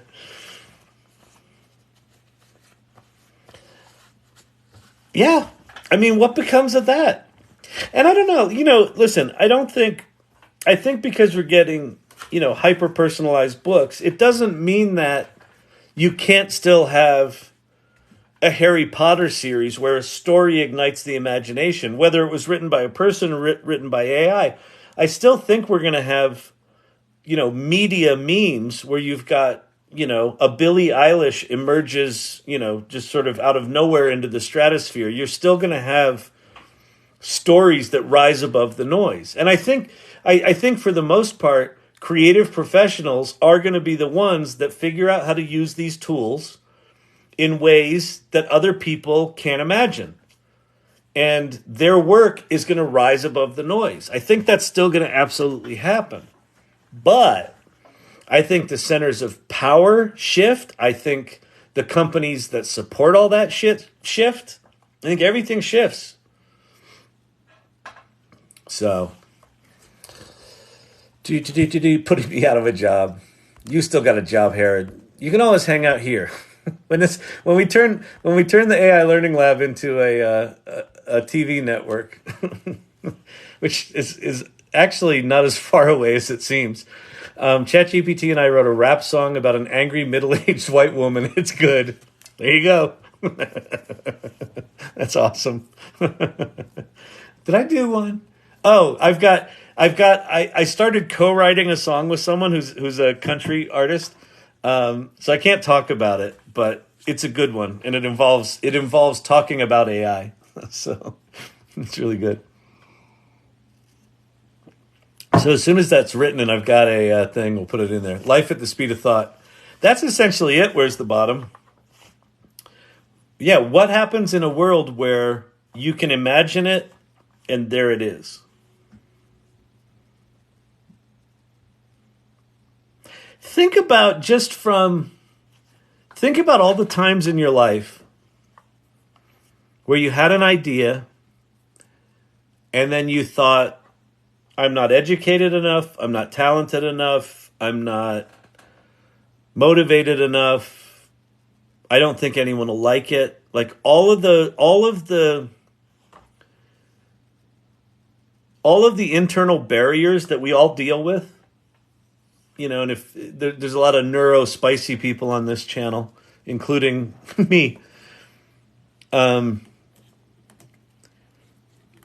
if you think about those demons, right? And everybody's got them. It's just a human condition, right? Because we're story making machines, right? So this thing is constantly telling us stories. You're not good enough. You're too good. Whatever it is. It's constantly doing that. But imagine all those times in your life where you had that idea and you shit on it and you just let it die. What if those ideas didn't die? What if you could think it and go, oh, that's interesting. I'm not talented enough. Oh, but the machine is. And then because it's now out in the world, now you're inspired to do the next idea. Oh, here's another idea. I'm not good enough for that either. Oh, but maybe I am. I just did that one. Now it's pretty good. Out it comes. And now all of a sudden you look at the stuff that you produced out of your imagination. You didn't execute it, but out of your imagination came this thing. And now you look at that and you go, I know what I want to do. And you do the fully realized version of whatever the whisper of that idea was. And that takes you an hour instead of 10 years. What does that world look like? I think that looks pretty fucking amazing. In fact, I made... Do I have the slide in here? Yeah. This slide. I think we are on the first step of a pretty tall staircase into the Great Renaissance. I think we're entering an age that's going to make the Renaissance look fucking quaint. There's going to be technological innovation, scientific innovation, creative innovation. It's going to be absolutely fucking astounding. And River's daughter, who, however old she is right now, just experienced taking some piece of writing and magically transforming that into this picture, and now she transformed it into a play. Imagine 3 years from now when she's got tools at her disposal, she can literally just go, oh, here's an idea, boom, and out comes all of the music, all of the imagery, all of the video, all of the this, all of the that. And she goes, no, I don't like that. And she throws it away. And then she does another one. And then that thing fucking takes off. What is that world? We've never seen anything like that. Ever. What if the friction to creative expression was gone? What if the friction to creative expression ceased to exist? What would you express? A lot.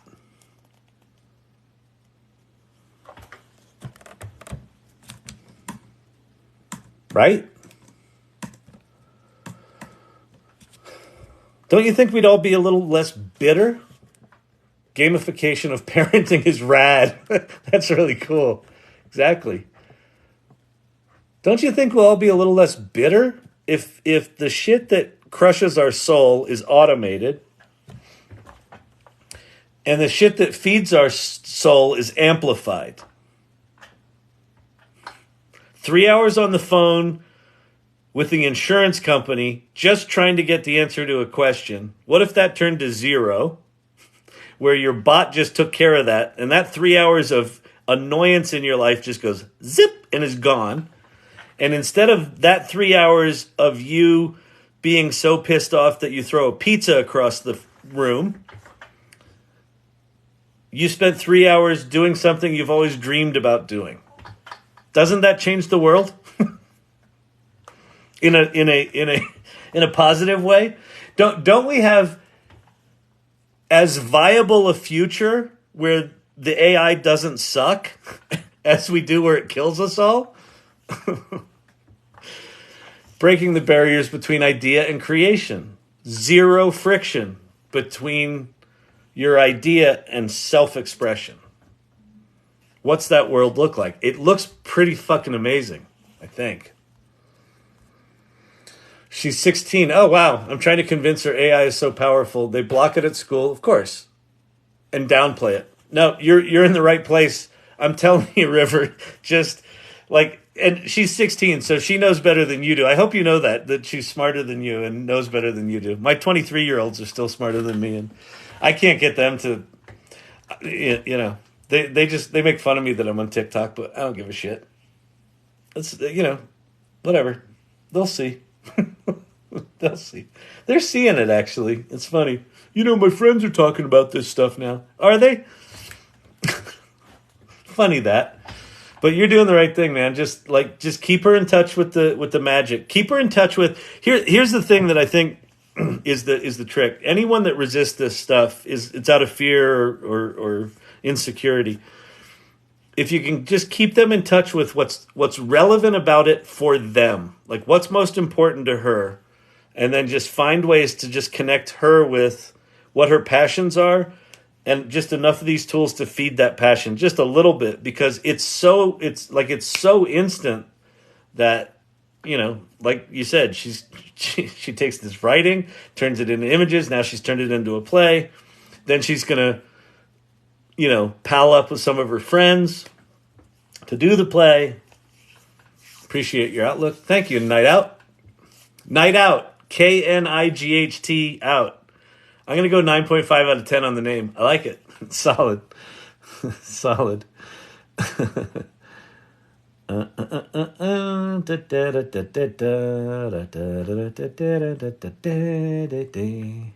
What is this? Who is this? I don't know. What time is it? Is it getting to be time? It's getting to be time. I have a pretty good instinct for this. Thank you, QF. I appreciate that. Wait, oh shit, it's my birthday. Herod D! Herod! Happy birthday, sir. How old are you? I'm going to guess 32.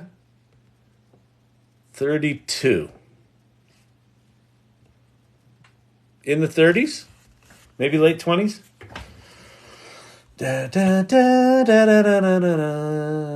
That would be my movie script I wrote in college, and it's sitting on my bookshelf 30 years later. Which one? Marina She Recall Tech.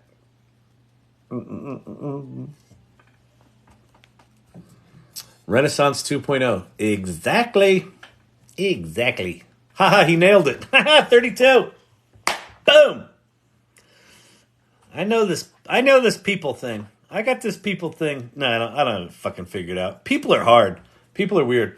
My 16-year-old nephew was complaining that his debate partner wasn't interested, so I helped him with a prompt to make ChatGPT a debate coach. Oh, fucking awesome. Perfect. And now with that talkie ChatGPT or with Pi, Pi would be perfect for that. Wait, let me do a Pi thing.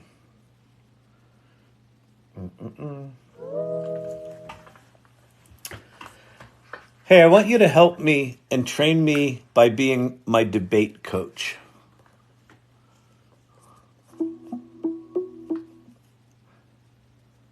Oh, now that sounds fun. I can definitely be your debate coach, giving you tips on technique and helping you develop arguments.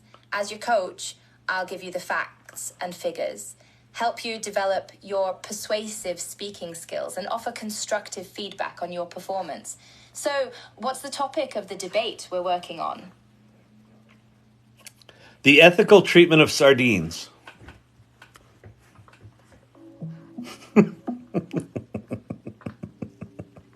Haha, an obscure and fishy debate topic, I must say. Alrighty, as your debate coach, let's break it down. On one hand, sardines are one of the most sustainable and healthy types of fish and are an important food source for humans and other animals. On the other hand, the way they're caught and processed can be pretty rough on them. You could argue that their treatment should be improved for both ethical and practical reasons. Treating them better may result in better quality sardines for consumers and lessen the impact on the environment. Nah, you convinced me. Let's just kill him and put him in a can.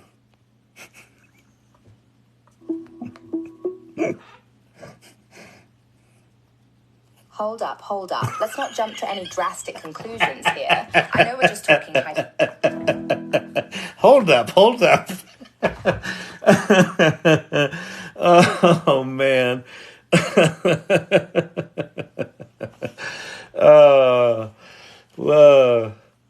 I turn 32 tomorrow, and I'm here, so you're still kind of cool. Thank you, Harriet. I appreciate that. Yeah, us old people, us elderlies, just in here trying to figure out the TikTok and talking about, isn't that cute? Isn't that cute? The elderlies teaching each other the computer. I mean, I kind of experienced this with the NFT stuff when I was doing blockchain and NFT stuff. It's very much a culture there of no one really gives a shit, and a lot of people are kind of anonymous. Herod, you're kind of anonymous. It doesn't really matter how old people are. It's just kind of like if you can hang in the conversation, you're in the conversation, and that's absolutely how I feel about this AI stuff. Because, like I said, there's no experts. Herod's figured out his little corner. I figured out my little corner. Hair Growth Geeks figured out her little corner. She's making the bot. Like, all of us right now are just taking the stuff we know and going, okay, if this tool does this magical shit, what would I do with that? Well, I guess I might try this. And then we go experiment with that. And then, and then like what this channel is you go, oh, I tried this and it kind of worked. And you tell someone else and they're like, oh my God, that's amazing. I've never even thought of that. And then it's like, that's what's going on right now. And I think that's what should be going on right now. That should be the next 5 years, 10 years. That's why this is going to be Renaissance 2.0, the Great Renaissance. So, JPC guy, I got to get some sleep. Night all. Thanks for hanging out with us, man. Someone asked if whatever idea I was talking about were my ideas, or I read it somewhere. I don't know what I was talking about, but I tend to just ramble. The Great Renaissance thing, that's what I'm calling it. And I don't know if you noticed that in the graphic, but Renaissance has AI in the middle of it, which I always wondered why there was an I in the word Renaissance. It always pissed me off, but now I like it. CEO of my Fortune 25 company said today, AI will result in productivity gains of 40%. Yep. And then the question I would challenge your CEO with, 40% productivity gains. What does he choose to do with that 40%? Does he cut the staff and pocket the money? Does he retain the staff and upskill them so that 40% can turn to 80 or 120 or 300%?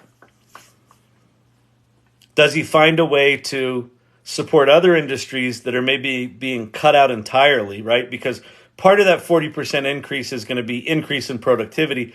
Part of that is going to be he might not need to spend money on external vendors for certain things because now that's automated. So what do CEOs choose to do with a 40% productivity gain? The cynical in us will say they're going to fucking pocket the money because that's capitalism. Welcome to the fucking gauntlet.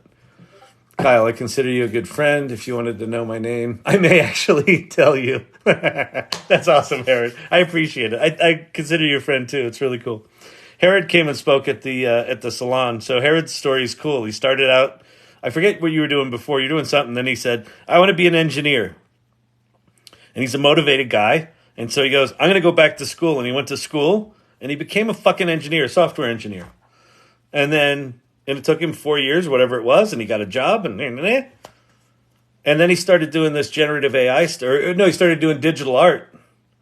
And then he discovered this generative AI stuff, and he was like, oh shit, this generative AI art is like really good and really fast. And he said, I want to be an artist. And in 6 months, he went from being a software engineer to being a paid AI artist. 6 months. Complete reinvention. Overnight. Well, not overnight. Over 6 months of nights. But relatively overnight. Didn't have to go back to school. So many people are going to reinvent themselves. So many people are going to reinvent themselves. Thanks, Johnsy. All right. 24-hour rockathon November 30th is a good idea. Yeah, I think that'd be fun. I'm going to have to convince the missus it's not a stupid fucking idea. Honey, I'm going to be on TikTok for 24 hours. I know, over my dead body.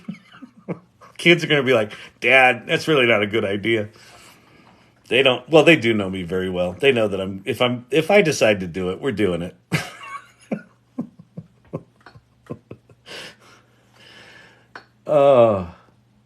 We'll have to come up with some way for, like, when I take breaks, we'll have to have some activity, and maybe it'll be something like when I take breaks, there'll be some sort of activity. We'll get the mods will be doing something in here. Maybe we'll bring guests up on stage or something like that. We'll be doing something over in the Discord. I don't know. We'll come up with something. Yeah, we'll come up with something. What is the best AI program? Right now, the one that ChatGPT.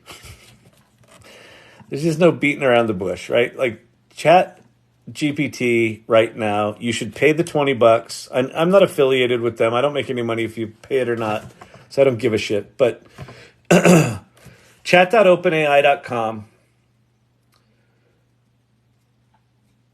just has they're in the lead, and what they're doing is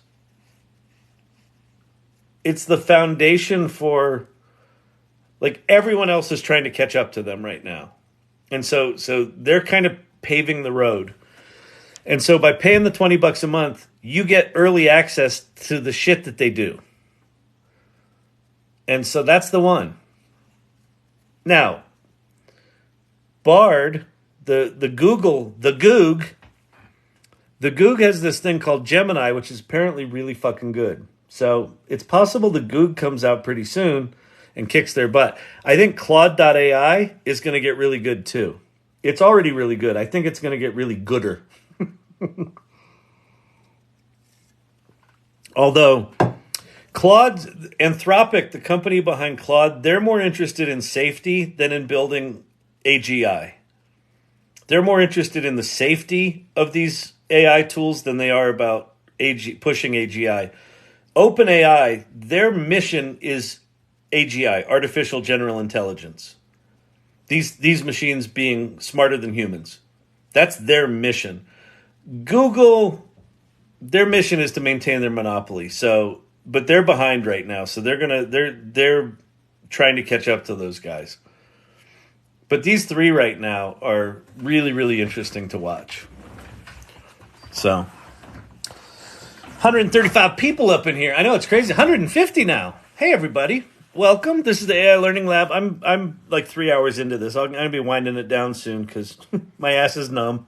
My voice is a little crackly. I like the cracklings on my vocal cords. Hey, Champy. What are you doing? Are you tired? You bored? You good? He's good. All right. Let's see. Yeah, capitalism. Yeah, exactly. Love your analogy of the Fortune 25 companies' 40% allocation. Yeah, to me, that's the big question is, okay, if we got 40%, if we got 40% increased productivity, are you just going to lay off 40% of your staff? And if you do, universal basic income better be fucking close on the lips of someone. Right? Like the government may need to step in and go, yeah, this is not going to work. So we're going to take some of that profit and we're going to redistribute it. But we'll see. What program could I use to make an IP camera learn when I write a new piece of info on paper? There's a bunch of you're right now you're going to have to go probably roll your own, but there's a bunch of, just go onto Reddit and start looking up object recognition. You can the technology exists today. I've seen a couple of these projects. You can go find these projects on YouTube where people are taking webcams and just sticking them out. This one guy, this was really cool. He stuck a webcam out his window. He had particularly tough parking in his neighborhood. So he stuck a webcam out of his window and basically trained it to determine when someone walked up to a car where they were going to get out of a parking space so he could run down to his car. So he built a whole system that just watched the parking spots and notified him when one was about to open up, and he'd run and jump in his car. So this is stuff you can do today. I would just go to Reddit and go to GitHub and Hugging Face and Reddit and just start paying attention to object recognition technologies and camera vision stuff. It's all out there. Like it's all open source. I would be very surprised if there wasn't even an open source project that does specifically what you're talking about. Whiteboard, when I write on a whiteboard, it just sees it and does something with it. ChatGPT should advise the government at this point, to be honest. They have, actually. I mean, to their credit, Sam Altman and the CEO of Google, Microsoft, and Anthropic met with the vice president about 6 months ago. Then a big group of them, including Elon Musk, OpenAI, Anthropic, Inflection, Microsoft, someone else, created this group called the Frontier Model, what's it called? Coalition? Frontier Model Forum. Microsoft, Anthropic, Google, and OpenAI launched the Frontier Model Forum. So what that is the big players, right? The ones that I have on this list have basically said that the tech that we have now is strong enough that it should be regulated. The tech that we're developing is so strong that it should be licensed. Like you license a nuclear power plant. If you're developing AGI level tech, like our current tech, the current GPT-4, as powerful as it is not what we're talking about. The next models that are coming are what we're talking about.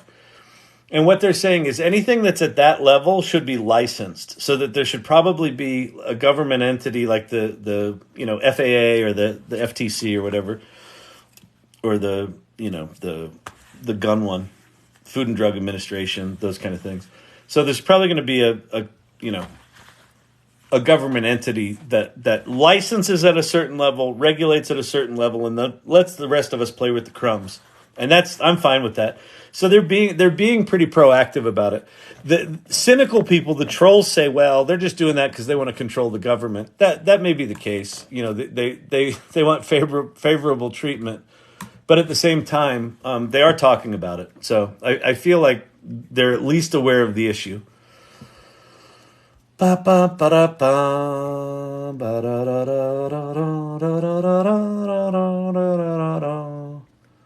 Definitely invest in these computers. AI for President 2024. It's funny, you joke about that. They talk about if you had an AI, like Anthropic's model is what's called a constitutional learning model, where they've got basically a set of rules and imperatives, and all of the Claude's answers are compared against those imperatives. Like they're like do no harm, increase prosperity, shit like that. You could see a plausible future where you've got some sort of model that's better at governing than people are, because people look at what the fuck's going on in Washington right now with the Speaker of the House. They can't fucking get they poured the gas out of the lawnmower and now they can't get it restarted. They can't agree where to put the gas. It's like, come on, like is the robot going to do worse than that? It can't. Like it's comically bad right now. So what the fuck? Maybe the robot should run the thing. And we can just sit back and make our pretty pictures and throw parties and do plays and sing songs. Parking spot, brilliant. Isn't that great? I know. It was really good. I watched a YouTube video on it. It was fucking brilliant. He just talked about how he had to get the camera and he couldn't, certain times a day it made weird reflections, so he had to make like a housing for the camera. It was pretty funny.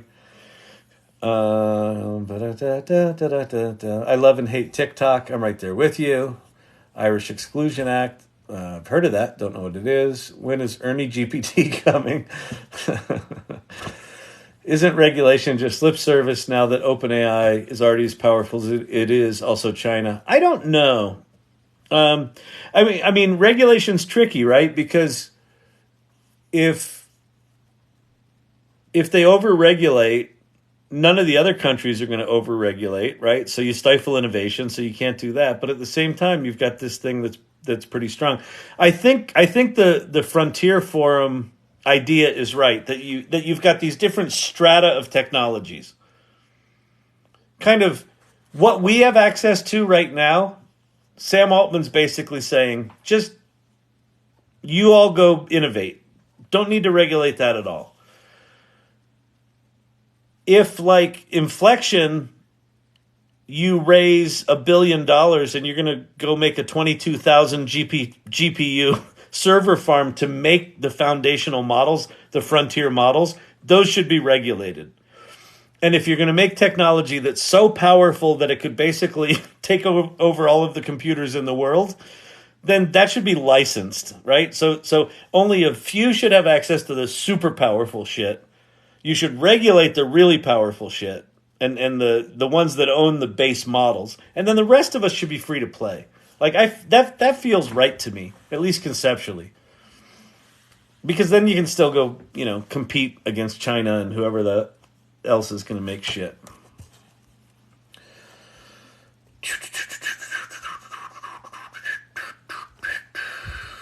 All right, listen, people. I'm tired. It's been long. There's a lot of people in here. I appreciate y'all. Thanks for joining tonight. I hope you had fun. There's so much going on right now that the tone of these lives has changed a little bit, because it's just like I feel like I'm trying to process in real time what's happening. And I don't have my head around it right now. I really don't. So I feel like my sense of what I've been sharing for the past 2 weeks is just, I'm kind of dumbfounded. And so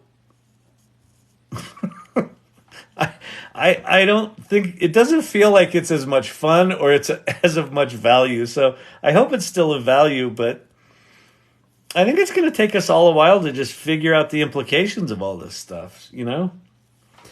There's been some really good images going on over in the Irregulars channel. Look. Oh, that's really ethically sourced sardines. Look, so they made Herod a birthday card, very sweet. And then they made Ted Looks at Life, made me my rainbow colored ethically sourced sardines, very nice. Ooh,